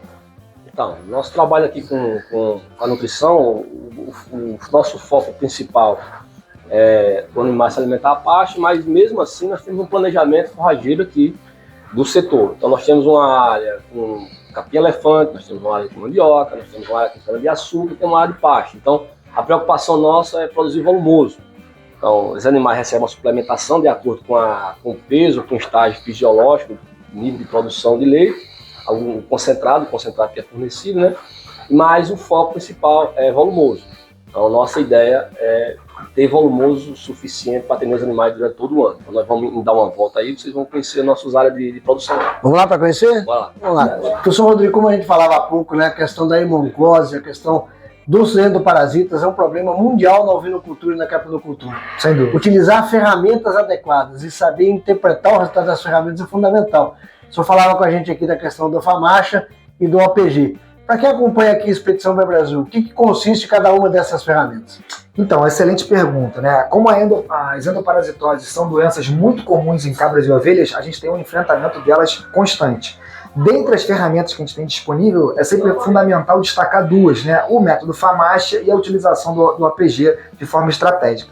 O método FAMACHA é um método desenvolvido na África no intuito de você fazer um processo de administração de vermífugo seletiva. Em vez de vermifugar o rebanho todo, onde a gente tem um custo maior, até uma questão operacional maior, a gente vai selecionar indivíduos com relação ao quão afetado ele fica pela parasitose. A gente sabe que o principal parasita que acomete a cabra e a ovelha é o Haemonchus contortus e ele causa uma anemia nos animais. O animal anêmico, ele fica com a coloração de mucosas mais clara. Então foi feito um cartão, o animal alcançando notas mais baixas no FAMACHA tende a ser orientada à vermifugação. Então isso normalmente é feito de 15 a 30 dias de intervalo. Em épocas chuvosas isso normalmente fica em intervalos de 15 dias, em épocas de menor pluviosidade, intervalo de 30 dias. Isso permite não apenas o controle dos indivíduos que são mais susceptíveis e que mereçam a vermifugação, mas um controle mais próximo no rebanho. Isso aqui, se você pega o animal individualmente e avalia a mucosa dele, você está identificando o animal que está mancando, você está identificando o animal com baixa condição corporal e você está identificando ao longo do ano o animal que é mais sensível. A gente tem aqui indivíduos que já foram descartados em função da maior ocorrência de verminose ao longo do ano. Inclusive passa a ser até um critério de seleção do produtor de manter na propriedade animais efetivamente resistentes à verminose. Sem dúvida, um dos principais métodos de controle de endoparasitoses em pequenos ruminantes é a seleção de indivíduos resistentes. Indivíduos que naturalmente eles têm uma imunidade que impede, né, a passagem da larva de estágio terceiro, né, para um estágio adulto dentro do organismo do animal. Então o animal ele reage à interação do hemôncoros na mucosa e impede a permanência do parasita na sua fase jovem no hospedeiro e acaba sendo eliminado. Então a oportunidade de utilizar o método Famacha nesse critério de seleção é fundamental. Inclusive também o método Famacha, né, professor? Vários produtores, a gente tem visto às vezes cometer o erro de trocar sistematicamente princípios ativos sem nenhuma orientação e, além disso, de fazer vermifugação de forma aleatória, vermifugando todo o rebanho. Esse é outro problema, que é a questão da resistência aos princípios ativos, né? Sem dúvida, sem dúvida. E às vezes você vê muita gente que às vezes tem mais poder aquisitivo até para comprar o vermífugo, perdendo a qualidade dos seus rebanhos, perdendo até a quantidade dos seus rebanhos, porque usa de forma indiscriminada o vermífugo. Daqui a pouco aquele vermífugo não tem mais efeito, porque cada vez que você utiliza um vermífugo, você está selecionando parasitas que vão ser resistentes a ele. Então o ideal é você vermifugar ao longo do ano numa propriedade em torno de 3 a 4 vezes. Se você vai na propriedade, a pessoa fala com você assim, pô, estou vermifugando mensalmente, estou vermifugando a cada 15 dias, a consequência comum é um rebanho que vai estar com uma alta carga de parasitas muito resistentes ao vermífugo. Então a gente tem poucos tipos de vermífugos disponíveis no nosso país. Se a gente utilizar de forma indiscriminada, fatalmente a gente vai caminhar para um quadro de resistência do parasita ao vermífugo. E aí o Famacha é fundamental para a gente exatamente trabalhar só aqueles indivíduos que precisam vermifugar efetivamente. Exatamente, então a gente diminui a pressão do vermífugo na população do parasita. Por quê? Vão ter indivíduos que vão ser resilientes e vão ter resistentes, não vão apresentar um quadro clínico de anemia, então você não vai precisar vermifugar. Então aquela população de parasitas que aquele indivíduo abriga, ela não vai sofrer a ação do vermífugo, então ela vai manter uma população que é sensível àquele princípio farmacológico. E aí a ferramenta OPG também ela vem para auxiliar e para orientar, inclusive, não só a troca de princípios ativos, como entender a eficiência desse princípio ativo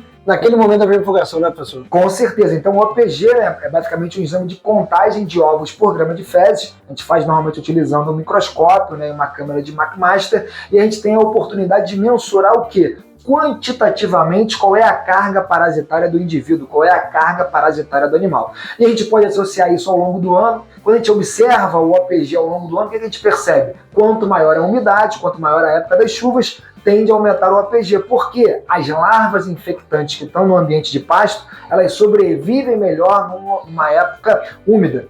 Se eu faço um trabalho de aplicação de vermífugo, normalmente eu coleto as fezes nos dias 0, 7 e 14, para observar o que? Se houve uma redução efetiva da carga parasitária naquele lote. Às vezes eu não preciso fazer isso no rebanho todo, posso fazer uma amostragem, por exemplo, em 10% daquela categoria, né? E fazer uma avaliação matemática disso. E a gente começa a avaliar, inclusive, a eficiência do princípio ativo naquele momento, né? Se o princípio ativo não está trazendo resultado de redução da carga parasitária, talvez seja o momento de decidir pela troca do princípio ativo. Com certeza. Se você faz, por exemplo, uma avaliação no dia 0, né, e teve uma determinada carga parasitária, e faz no dia 14 após a vermifugação, o ideal é que a gente tenha uma redução na ordem de 95% dessa carga parasitária.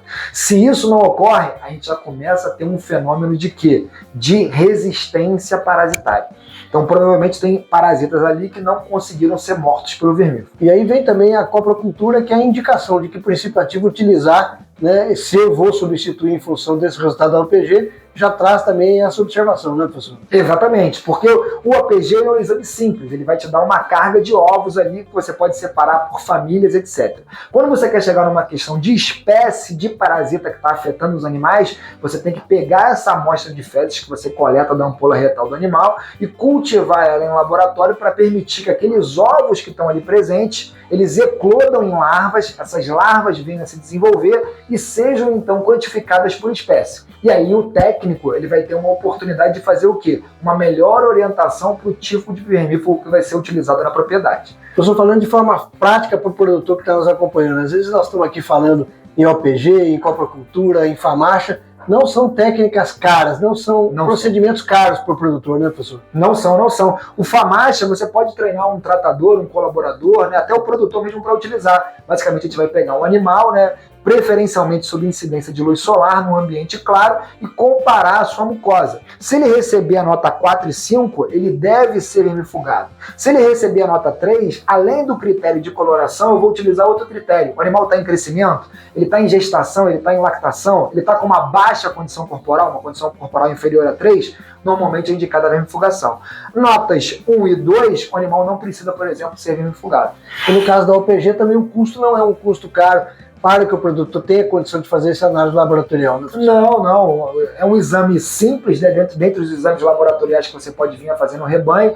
Normalmente, se você identifica um laboratório veterinário da região, ele até faz um pacote promocional dependendo da quantidade de amostras que você pode enviar. Daí a importância de a gente fortalecer o quê? O associativismo. Às vezes tem pequenos produtores que pode coletar 5 amostras de um, 10 de outro, juntam um lote todo resfriado de amostras de 50, 100 indivíduos e leva ao laboratório, às vezes com um custo pequeno, né? R$10 cada exame, R$15 cada exame, e aí não sai caro para ninguém. Perfeito. Oportunidade aqui de conversarmos com o médico veterinário, o professor Rodrigo, aqui na Universidade Federal Rural do Rio de Janeiro, falando sobre controle parasitário, né? Em especial as hemoncoses, utilizando ferramentas adequadas de controle. Bem, nós estamos aqui numa área no setor de pequenos ruminantes, onde é uma área destinada à produção de volumoso, onde nós temos aqui à nossa direita a cana-de-açúcar, que entra na dieta dos animais, principalmente na entre-safra, que não baixa a disponibilidade de forragem no pasto, então os animais são suplementados. Nós não trabalhamos ainda com silagem da cana-de-açúcar aqui no setor, é fornecido in natura. Fonte energética, uma fonte de fibra, e nosso lado aqui nós temos uma área de mandioca, que nós estamos desenvolvendo uma linha de pesquisa para trabalhar a parte aérea da mandioca na alimentação de cabras em lactação, né? Então nós já estamos alguns trabalhando com dieta completa, com dieta total, uma parte experimental já foi realizada, posteriormente vai avançar na questão do desempenho das cabras, e tudo levando em consideração reduzir custo de alimentação, fibra, e alimento que aqui é um subproduto na indústria, no comércio, a parte aérea, nós utilizar esse material que chega a ter 20% de proteína na sua composição bromatológica. Professor, nesse caso aqui, nós estamos falando de utilização in natura e também a produção de silagem com a mandioca, ou só fornecimento in natura? Então, a mandioca, nós vamos trabalhar ela só na parte de silagem, nós vamos conservar na forma de silagem para ofertar na época de escassez de pasto aqui, então, mas na silagem. Na cana-de-açúcar é a parte natura, certo? Os produtores têm uma certa resistência, um certo temor de utilizar a cana-de-açúcar, principalmente em caprinos leiteiros. Como é que o senhor vê a utilização da cana-de-açúcar, né? E inclusive a utilização da ureia e o enxofre enriquecendo a cana-de-açúcar na alimentação? Então, a cana-de-açúcar, por si só, quando o processo de fermentação, desejado que você quer um alimento, a planta deve ter algumas características para ter um processo bom de fermentação. Um é o teor de matéria seca, carboidrato solúvel, para um crescimento de uma bactéria produtora do ácido lático, que é quem conserva o material. A cana-de-açúcar, ela produz, de uma forma geral, uma fermentação alcoólica. E essa fermentação alcoólica ocorre o crescimento de micro-organismos indesejáveis. Em muitos casos, esse material in natura, quando é fermentado, ocorre uma putrefação e uma perda de material, não formando uma silagem de boa qualidade. Então é necessário você colocar um aditivo para você ter uma boa fermentação da cana-de-açúcar. Mas a questão da ureia e do enxofre, na utilização, muitos produtores têm receio ao uso da ureia. Eu acho que aí há 5 anos atrás era um componente importante do ponto de vista econômico, barato, para ser incorporado nas dietas. Aqui nós utilizamos a ureia em sal proteinado tranquilamente, porque tem problema com a ureia, mas ultimamente a ureia tem encarecido. A questão da importação desse material tem encarecido os custos, então quando você formula as dietas, tem que ter um pouco de receio, levando em consideração o custo. Mas nós utilizamos aqui com sal proteinado, não utilizamos ela misturada com a cana, não. Professor, a utilização também de forrageiras de leguminosas, né, como fonte também, nós sabemos que a cabra tem uma seletividade muito grande, né, e a questão do fornecimento de leguminosas também é uma opção, né, para a nutrição também com baixo custo. Então, as leguminosas, de uma forma geral, ela tem o potencial bromatológico, a maioria delas tem um teor de proteína elevado. O que nós vemos como gargalo na produção de forrageiras leguminosas é tanto que se você vai rodar essa expedição BE aí, você vai ver poucos locais que vai ter uma leguminosa. Então, ela é um mau alimento? Não. O problema é que o rendimento forrageiro dela, de todas elas no geral, é baixo. Então, o produtor deixa de acreditar. Então, quando o produtor não acredita na cultura, ela pode ser a melhor forrageira possível, mas se o produtor não acredita nela, ela tem algumas limitações. Por exemplo, crescimento lento em relação ao capim. Ela geralmente, as leguminosas, algumas viram cultivadas, né? Vira árvore, que nós temos um exemplo aqui, nós temos a glicídia e temos a leucena, mas não com o objetivo de compor o cardápio nutricional dos animais. Eles têm que plantar aí no passado, mas nós não temos essa linha de trabalho com leguminosa aqui. Professor, a gente costuma brincar com os produtores nessas visitas que a gente faz na Expedição BE Brasil, que seca é igual ao carnaval, todo ano tem, né? Só que a gente só não sabe se vai ser mais intenso ou menos intenso que o ano anterior. Planejamento alimentar, visando nutrição os 365 dias do ano. O senhor, como especialista em nutrição, o que o senhor pode falar para os produtores que estão acompanhando aqui a Expedição BE Brasil? Então, o que eu posso falar é um planejamento técnico em função da quantidade de animais que você tem, em função do peso e quantos dias você está planejando. Eu falo sempre que nós temos que ter uma segurança alimentar dentro do sistema de produção, que se não chover você tem que ter alimento pelo menos para mais 365 dias do ano. Então, o planejamento, o orçamento forrageiro, ele tem que ser calculado, não só volumoso, também como concentrado. Se você vai usar um alimento concentrado, milho e soja, em determinadas épocas do ano, ter oportunidade de preço baixo, você pode fazer esse investimento.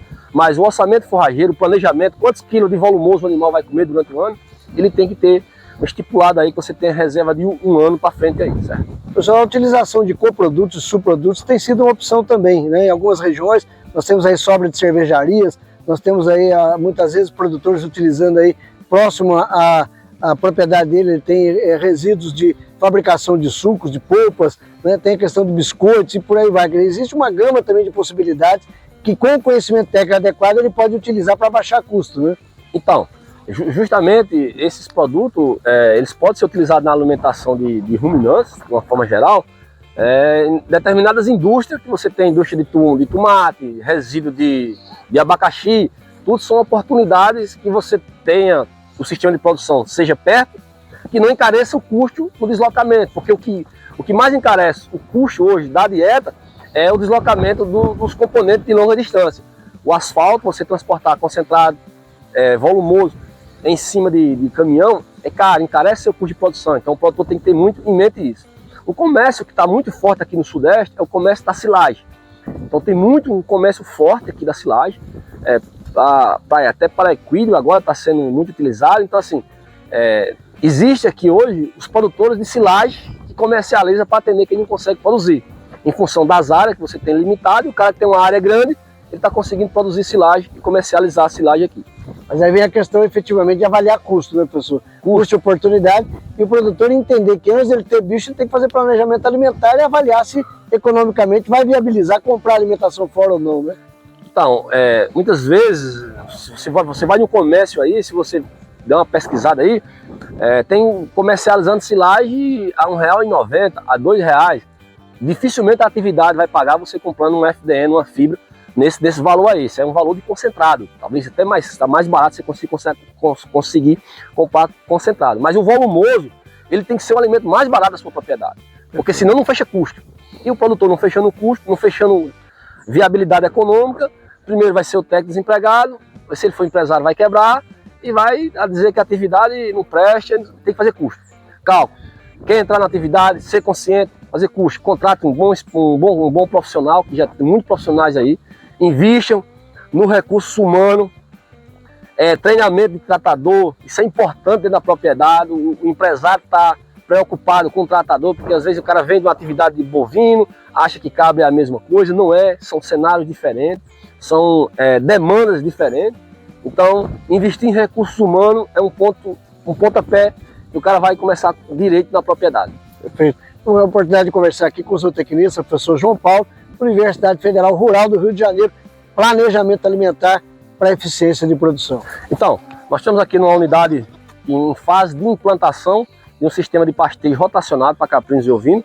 Nós temos uma área, nós temos aqui pré-definido já os piquetes, são 40 metros de comprimento por 20 de largura.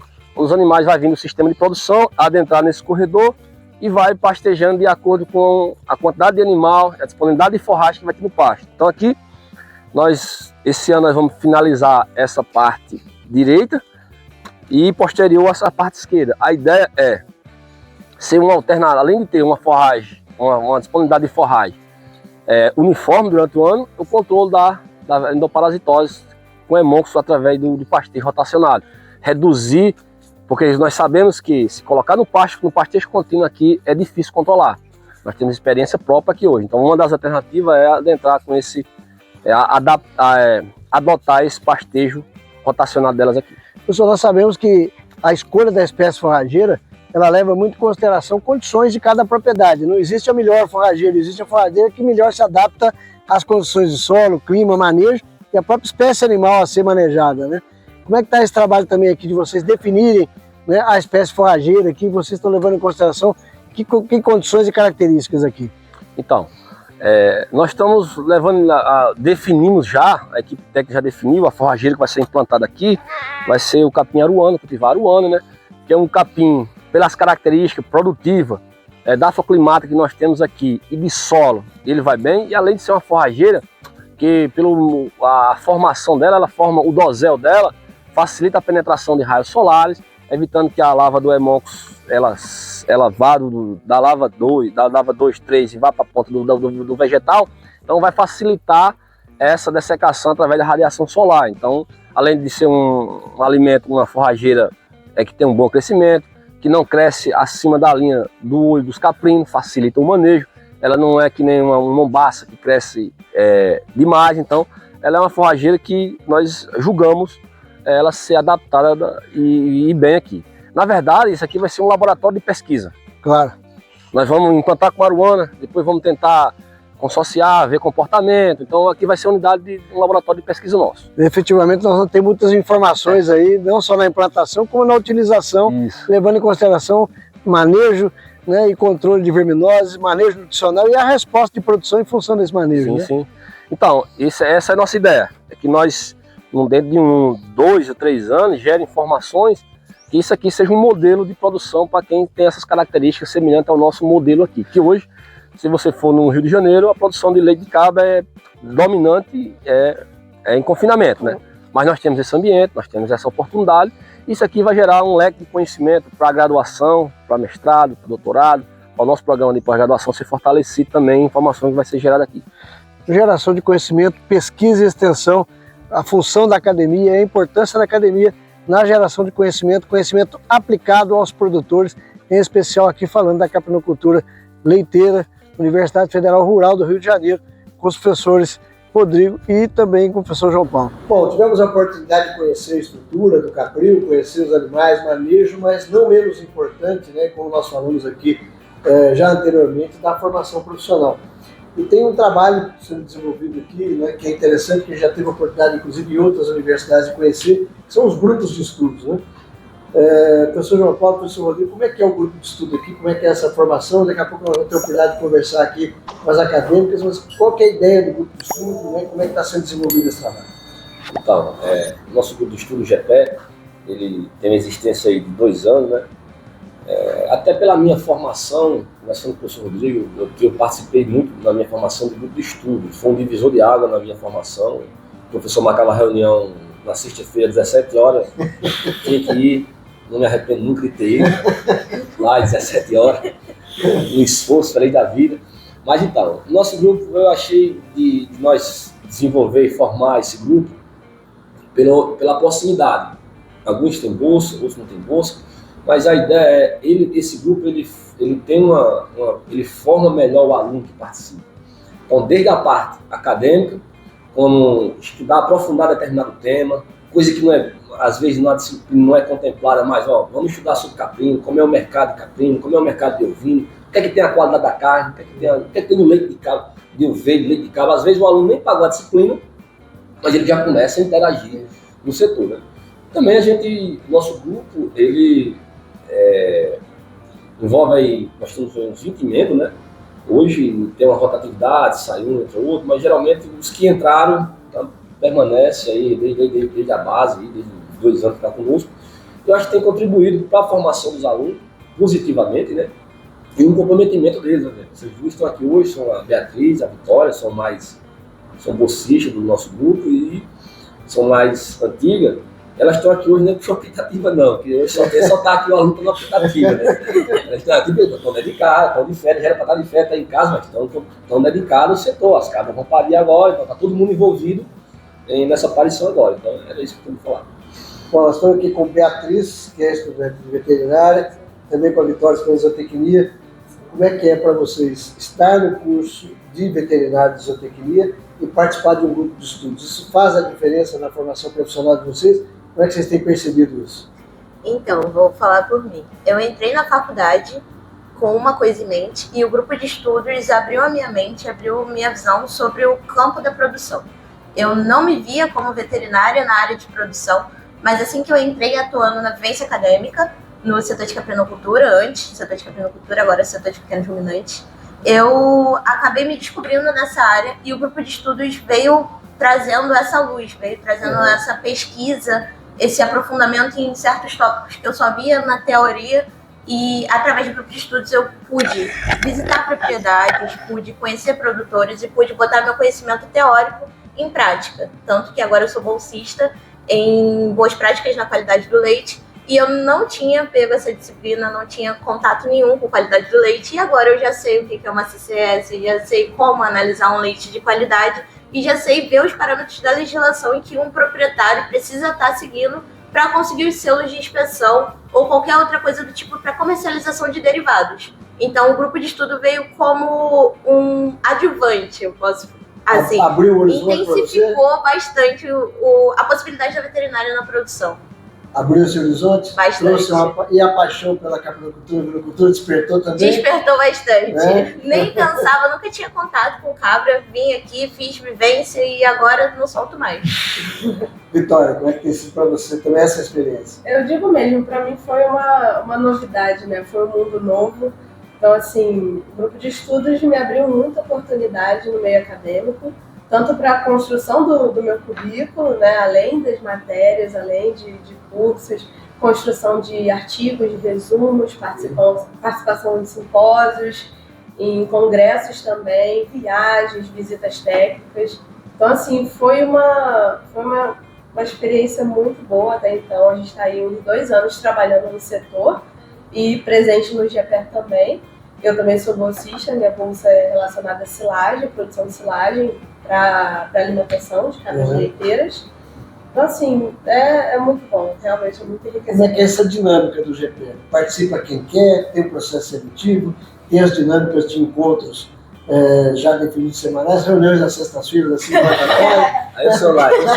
Dessa vez o professor João Paulo não permitiu ser sexta-feira, às terças, mas assim, agora a gente começou a instaurar o processo seletivo, tivemos o último processo seletivo onde tínhamos 3 pessoas, mas antes era por interesse, a pessoa tem interesse de entrar no GPR, fala com o professor e consegue entrar, porque é um grupo livre, porque o conhecimento tem que ser livre na academia, né?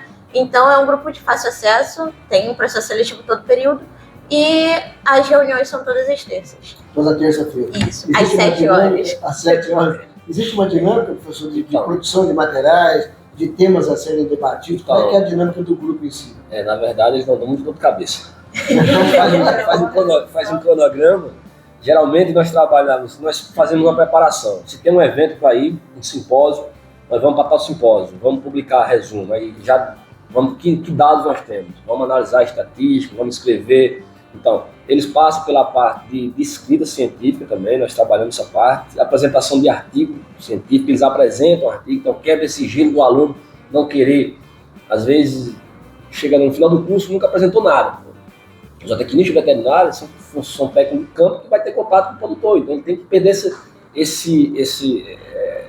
barreira que ele tem de não querer falar. Então tem que falar, entender o número, deu diferença estatística, entender o que é uma diferença estatística, é que a ciência está nos dizendo também, né? Então, nessa forma, nessa parte de pesquisa, mas sempre vai fazendo um programa. Nós temos um evento agora, que é o Simpósio Fluminense Ciência Animal, já estamos organizando os artigos, tem um Sinfó, que vai ser em Viçosa, que nós vamos já estamos organizando para ir, outubro, 10 e 11 de outubro, nós estamos organizando para ir também, né? E assim, é gratificante para mim, né? Junto com o professor Rodrigo, ter os meninos perto, acaba tendo uma relação de pai para filho, de vivência da vida, né? Leva para a vida isso aqui, né? Então, é gratificante isso aí. Para vocês também, dentro da atividade acadêmica, né? Existe uma coisa dos grupos de estudo que é a questão da relação interpessoal. Vocês lidarem entre si, com os funcionários do setor, com os professores, que muitas vezes é um trabalho que lá fora vocês vão enfrentar no dia a dia com o produtor. Como é que tem sido essa experiência dessa relação interpessoal? É bem interessante. A gente trabalha muito essa questão do networking, né? No caso, o grupo de estudos tem alunos de veterinária, zootecnia e agronomia. Então, assim, a gente conhece alunos de agronomia que provavelmente na sala de aula a gente não iria conhecer, de veterinária. Então, a gente tem esse contato com os outros alunos também, com os funcionários do setor, a gente tem essa troca, essa amizade até, né? E nas visitas técnicas a gente tem esse contato direto com os produtores, então, assim, é muito, muito bom ter essa conversa, né? Essa troca de experiências. Então, assim, é bem interessante, bem enriquecedor. Beatriz. É porque a gente aprende a falar na linguagem que os produtores entendem. Porque na academia a gente tem uma linguagem muito teórica. Na produção, numa propriedade, você vai lidar com uma pessoa que não tem acesso a essa linguagem. Então você tem a possibilidade de saber como falar, tanto com um docente, tanto com um produtor. Então eu acho que o grupo de estudos vem para quebrar essa barreira, fazer a extensão da faculdade até o campo. Perfeito. Nós estamos falando aí, nós estamos num período de férias, já tivemos aí um período de greve, agora um momento de férias, vocês estão aqui. Né? O professor comentava que tem uma escala, né? Tem nascimentos para acontecer. Como é que é esse trabalho entre vocês? Definir essa escala, definir quem fica, quem sai, como é que você se organiza, como é que é a participação dos outros membros aí nesse processo? A gente fez uma reunião antes de tudo isso, porque esse planejamento está vindo desde quando fez a estação de monta. Então, todos já estavam cientes, fizemos uma reunião e definimos quando cada um poderia contribuir um dia inteiro no setor. Então, a gente tem uma escala de domingo a domingo, onde todos os integrantes fazem uma rotação entre cada um fica um dia e fica lá o dia todo. Isso aí. Aí, no caso, a gente que se organiza mesmo, junto com os professores, né? A gente dá esse apoio lá, principalmente agora na estação de parição. A gente está lá presente justamente para isso. Professor, o senhor já esteve do outro lado do balcão, o senhor já esteve lá como estudante, já esteve como participante lá do GPR, né, dos grupos de estudos lá na EMEPA. Como é que é ter a oportunidade de chegar aqui na academia, né, juntamente também com o professor Rodrigo, e desenvolver esse trabalho, de trazer o estudante para dentro dos grupos de estudo? Como é que o senhor vê isso? Então, grupo de estudo é um marco na minha vida, né, porque foi decisivo na minha formação, aprendi muito, é tanto que me lembro do professor Edson Lauro, formado aqui, era o nosso líder lá, e a reunião era na sexta-feira, nós começamos com 6 alunos, hoje são 6 professores espalhados pelo Brasil, no Nordeste, Piauí e tal. Então, assim, é um despertar para o aluno, o grupo de estudo é um plus. O aluno tem a disciplina dele, tem a carga horária dele, tem tudo. Então, ele quer alguma coisa, ele vai para qualquer grupo de estudo. É um plus. Se você quer alguma coisa, você tem que buscar, é um plus. Então, você tem que, é de graça, você não é remunerado, quer remunerado, conhecimento. Que ninguém vai tirar do aluno o conhecimento que ele é gerado ali, né? Então, assim, eu acho que o pessoal, é tanto que os alunos que estão conosco, como participam de outros grupos, de alguns outros colegas aqui, são alunos que quando você conversa com ele, você consegue identificar, você deve participar de algum grupo de estudo, porque ele está um pouco acima da média, porque ele está vivenciando, está estudando, está lendo, está pesquisando, é cobrado, diferente do meu orientador era pesado as cobranças dele, eu sou light, esse negócio da internet aí me enrola, que só não sei o que lá. data nunca cumpre, então eu relevo. Mas vamos levando. Professor Rodrigo, como é que o senhor vê essa questão dos grupos de estudo aí, essa possibilidade e oportunidade dos estudantes vivenciarem realmente a realidade de uma propriedade rural, nada mais é do que vivenciar o dia a dia, né? Não, eu vejo de forma excelente, assim. Eu acho que até o que mais gratificante dessa oportunidade do grupo de estudo é ver a evolução do aluno, né? Então hoje está com a Beatriz, com a Vitória aqui. Então, assim, se eu pensar nelas há 2 anos atrás, há 1 ano atrás, o que elas são hoje, né? É uma coisa, assim, muito grande. Essas duas aqui, que são exemplos de alunos que a gente tem no grupo de estudo, elas têm todo um trabalho de gestão de pessoas, elas gerem alunos da vivência, atuam diretamente no setor, né? A gente está numa universidade pública enorme, né? Que é a Rural. Então a gente mantém aqui literalmente uma fazenda universitária. E dentro dessa fazenda tem um setor de pequenos ruminantes atualmente. Esse setor só é o que é, além de todo o trabalho da coordenação de produção animal, Instituto de Zootecnia, veterinária, agronomia, pelo trabalho que os alunos exercem lá. Então os alunos eles têm uma questão fundamental na sobrevivência e na qualidade dos setores de produção animal hoje na nossa universidade. E acredito que também seja assim em outros locais.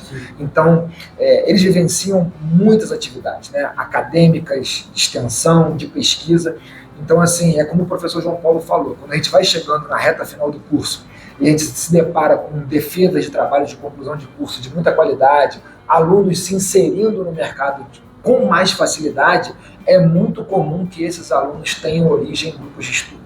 Então, assim, tamanha as oportunidades que vão ser geradas ali, e a pessoa dedicada e responsável ela vai conseguir aproveitar isso e canalizar para a sua mobilidade profissional futura, entendeu?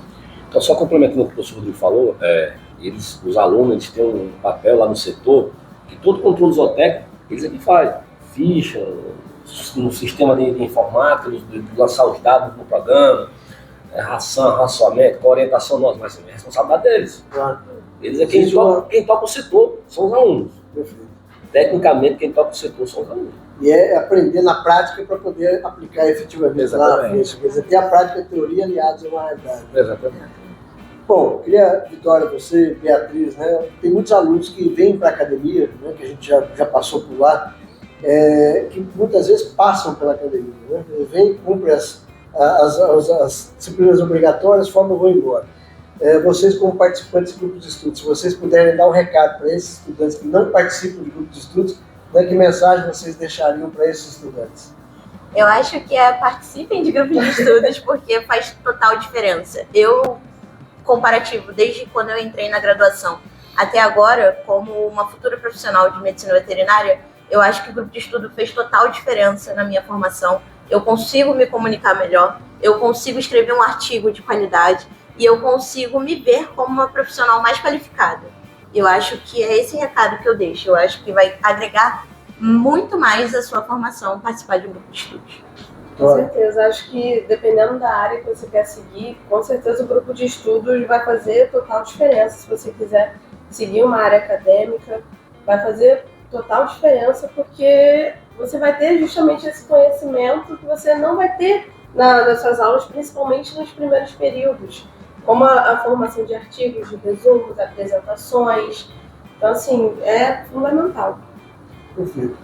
Expedição da Brasil teve a oportunidade de conhecer detalhes aqui da Universidade Federal Rural do Rio de Janeiro, campus Seropédica, vendo esse trabalho fantástico na formação profissional, em especial aqui no Grupo de Estudos Pequenos Ruminantes, GPE, com as duas acadêmicas aqui, Vitória e Beatriz, com os professores João Paulo e Rodrigo. Vamos aprofundar um pouco mais para conhecer essa estrutura aqui. No próximo bloco a gente vai falar um pouquinho mais desse trabalho.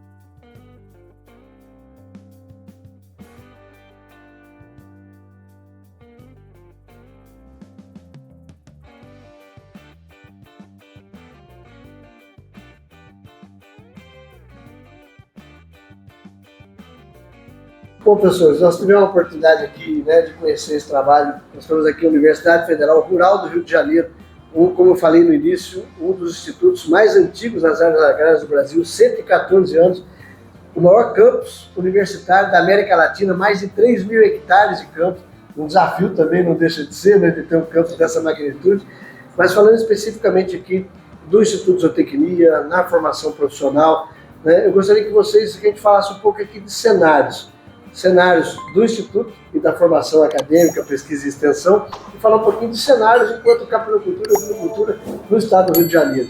Como é que a gente pode desenhar esse cenário e falar desse cenário de presente e futuro? Então, começar assim pelo final, né, na parte de cenários da ovinocultura e da capinocultura aqui no nosso estado. A gente vê, analisando os contatos que a gente tem com produtores, secretaria, os técnicos que estão aí de fora, que a capinocultura leiteira está mais estruturada enquanto cadeia, né? Tanto pela questão de laticínios que estão comprando leite aqui no estado, quanto também da estruturação de uma verdadeira granja, né, que produz e trabalha o leite para venda na parte de queijo. Então isso tem evoluído muito, né? Animais com genética, né? Em sua maioria animais da raça Sânia, um pouco animais pardos também. Então, isso é um cenário assim, e tem demanda. Hoje, se você for em qualquer rede de grandes supermercados aqui no Rio de Janeiro, você com facilidade vai encontrar queijo de cabra lá, e eventualmente queijo de ovelha. Eu até queria pegar um gancho, professor, nessa fala. Professor, nós estamos aqui no segundo maior potencial consumidor do Brasil, que está no Rio de Janeiro. Né? E o que a gente tem percebido, inclusive com os criadores que a gente visitou em Minas Gerais, no Espírito Santo, é que o Rio de Janeiro é um foco muito grande na comercialização dos queijos. Né? Nós temos laticínios do Espírito Santo que eu visitei que vendem no Rio, nós temos produtores de Minas Gerais que vendem, participam de feiras no Rio, participam de vários empórios, né, que têm feito um trabalho muito grande de divulgação dos derivados lácteos, principalmente, né? E vários laticínios instalados aqui no Rio que compram, né, leite de Minas Gerais, por exemplo, vários fornecedores.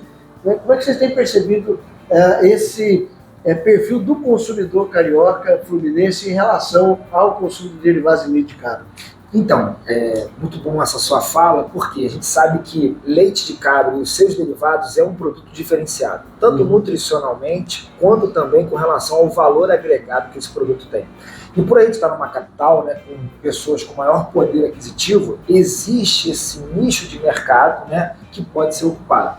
Então hoje a pessoa que às vezes degusta um bom vinho, ela quer também ter acesso a um queijo de qualidade, né, um queijo de cabra, um queijo de ovelha. Então por isso que é muito comum. Já não é também difícil você ir numa rede de restaurante e encontrar também pratos de massa que tem um molho branco à base de queijo de cabra ou à base de queijo de ovelha. Então, esse cenário está sendo cada vez mais comum, né? Então, a questão do fundi também, que agora está numa época fria, as pessoas acabam adquirindo queijo para poder fazer um fundi de queijo com produto caprino ou produto ovino.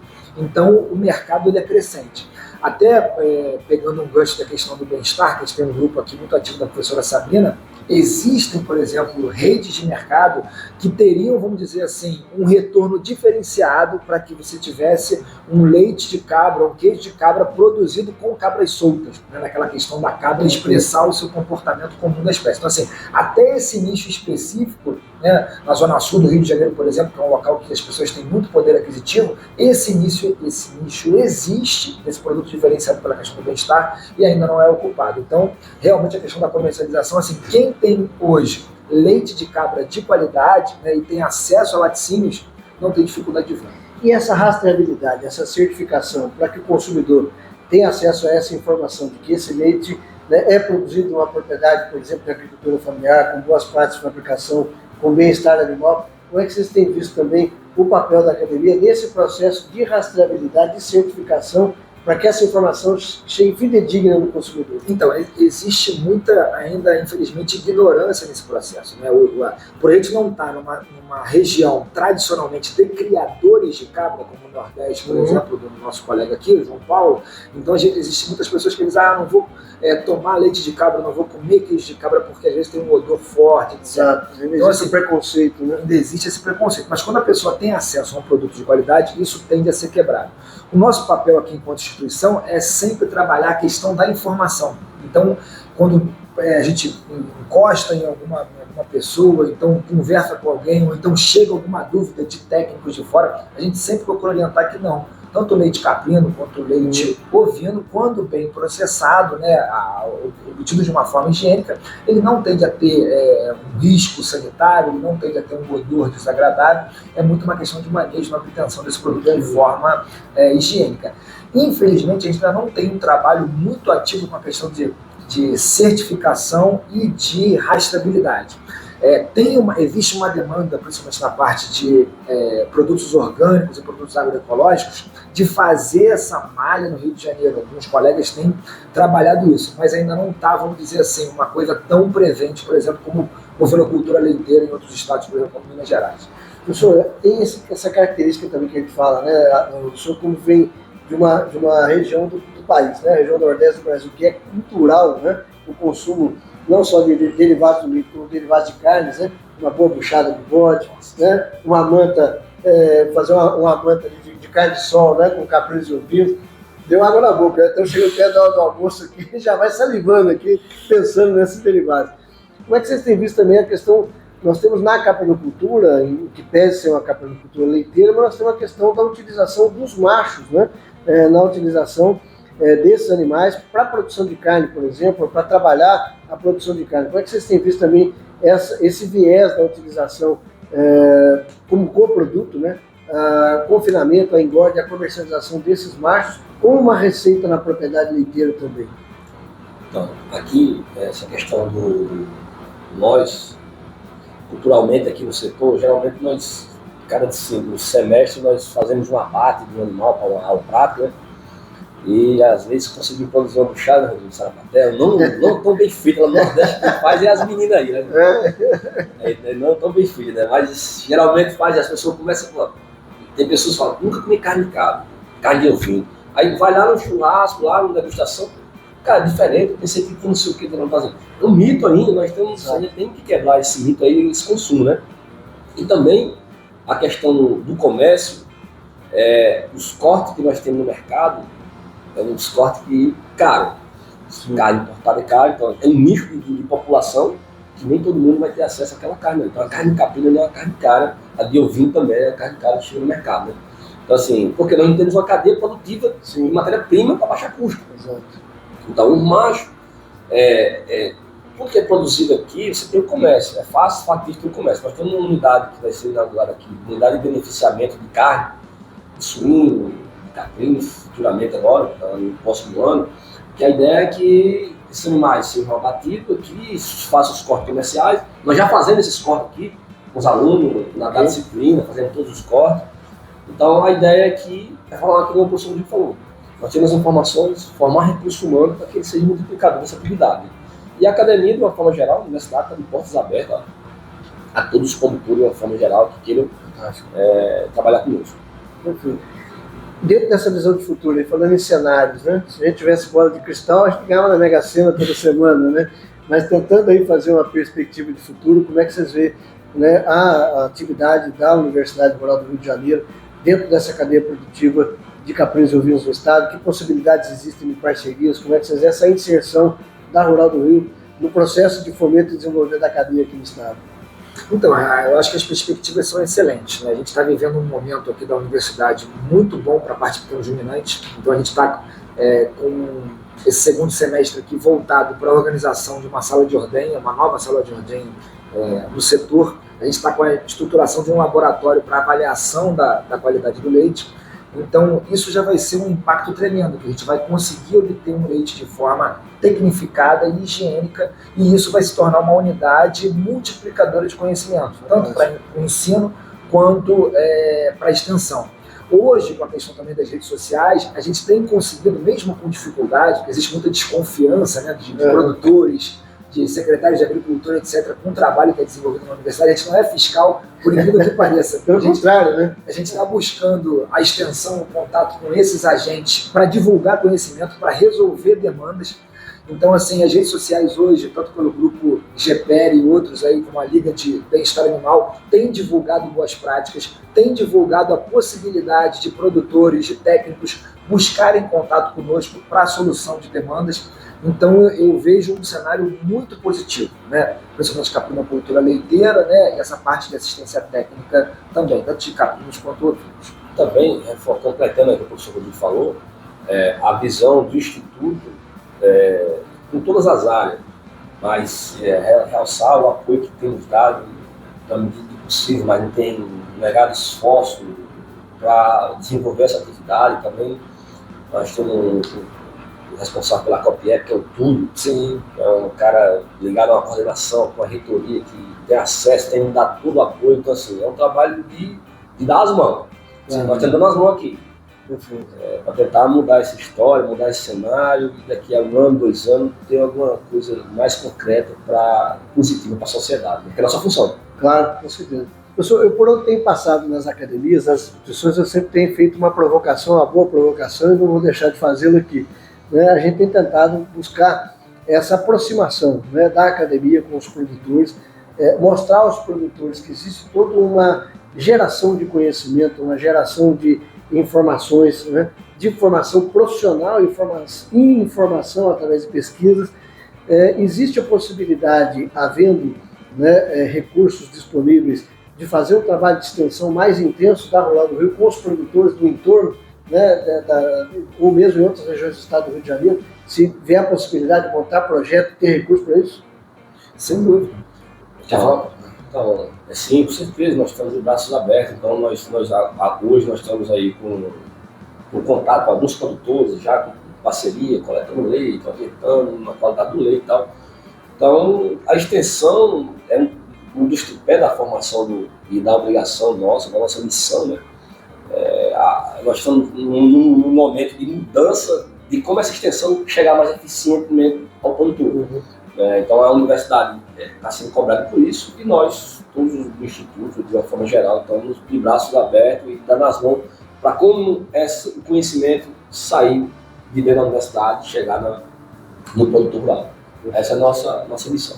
E fazer uma chamada. Você produtor, você técnico, que tem alguma demanda na área de caprinocultura e ovinocultura e até outras culturas também, saiba que a Universidade Federal Rural do Rio de Janeiro tem docentes, tem técnicos, tem alunos totalmente interessados em abraçar essas demandas para buscar soluções junto a vocês. Então aqui a universidade ela é um braço para atender demandas da sociedade também.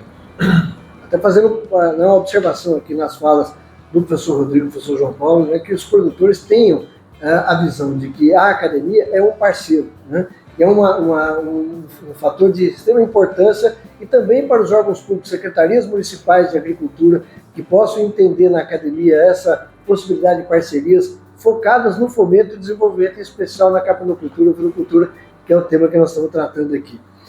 Bom, professor, nós vamos caminhando para o final dessa nossa visita aqui, Expedição BE Brasil e Terras Fluminenses, oportunidade de conhecermos esse campus centenário, Universidade Rural do Rio de Janeiro. Estamos aqui com o médico veterinário, professor João Paulo, com o zootecnista, professor João Paulo, com o veterinário, professor Rodrigo. Obrigado por receber a Expedição BE Brasil, foi um prazer a gente poder estar aqui. Eu gostaria que vocês deixassem aqui uma mensagem a quem acompanha a Expedição BE Brasil, ao nosso público de caprinos e ovinos, e a todos aqueles que de alguma forma estão inseridos nesse processo das cadeias produtivas de caprinos e ovinos. Obrigado, Luciano. Eu queria agradecer, estar representando a Expedição BE Brasil aqui, visitando a nossa universidade. É um trabalho ímpar que está sendo conduzido por esse colega, no intuito de ilustrar como está a atividade de caprinocultura e ovinocultura hoje no Brasil. Muitas vezes ela é negligenciada por órgãos públicos, mas num trabalho como esse vai ficar claro para vocês que às vezes estão militando aí na criação de cabras e ovelhas, o quanto existe de coisas produtivas, eficientes ao longo do nosso país. Então, ter a oportunidade de divulgar, no caso a Rural, e ter acesso às informações que você está produzindo, realmente vai ser um diferencial aí na cadeia produtiva de caprinos e ovinos. Então, eu só tenho a agradecer e dizer que é um orgulho nosso fazer um pouco parte dessa história. Agradecimento é nosso. E agradecer ao Luciano. Eu acho que quando ele finalizar esse trabalho dessa Expedição Brasil, vai ser o diagnóstico mais fiel da caprino-ovinocultura a nível do Brasil. Então, parabenizar você por isso. Então, vai ser um diagnóstico fiel de sistema de produção, de realidade, de ideia de propriedade, de loco.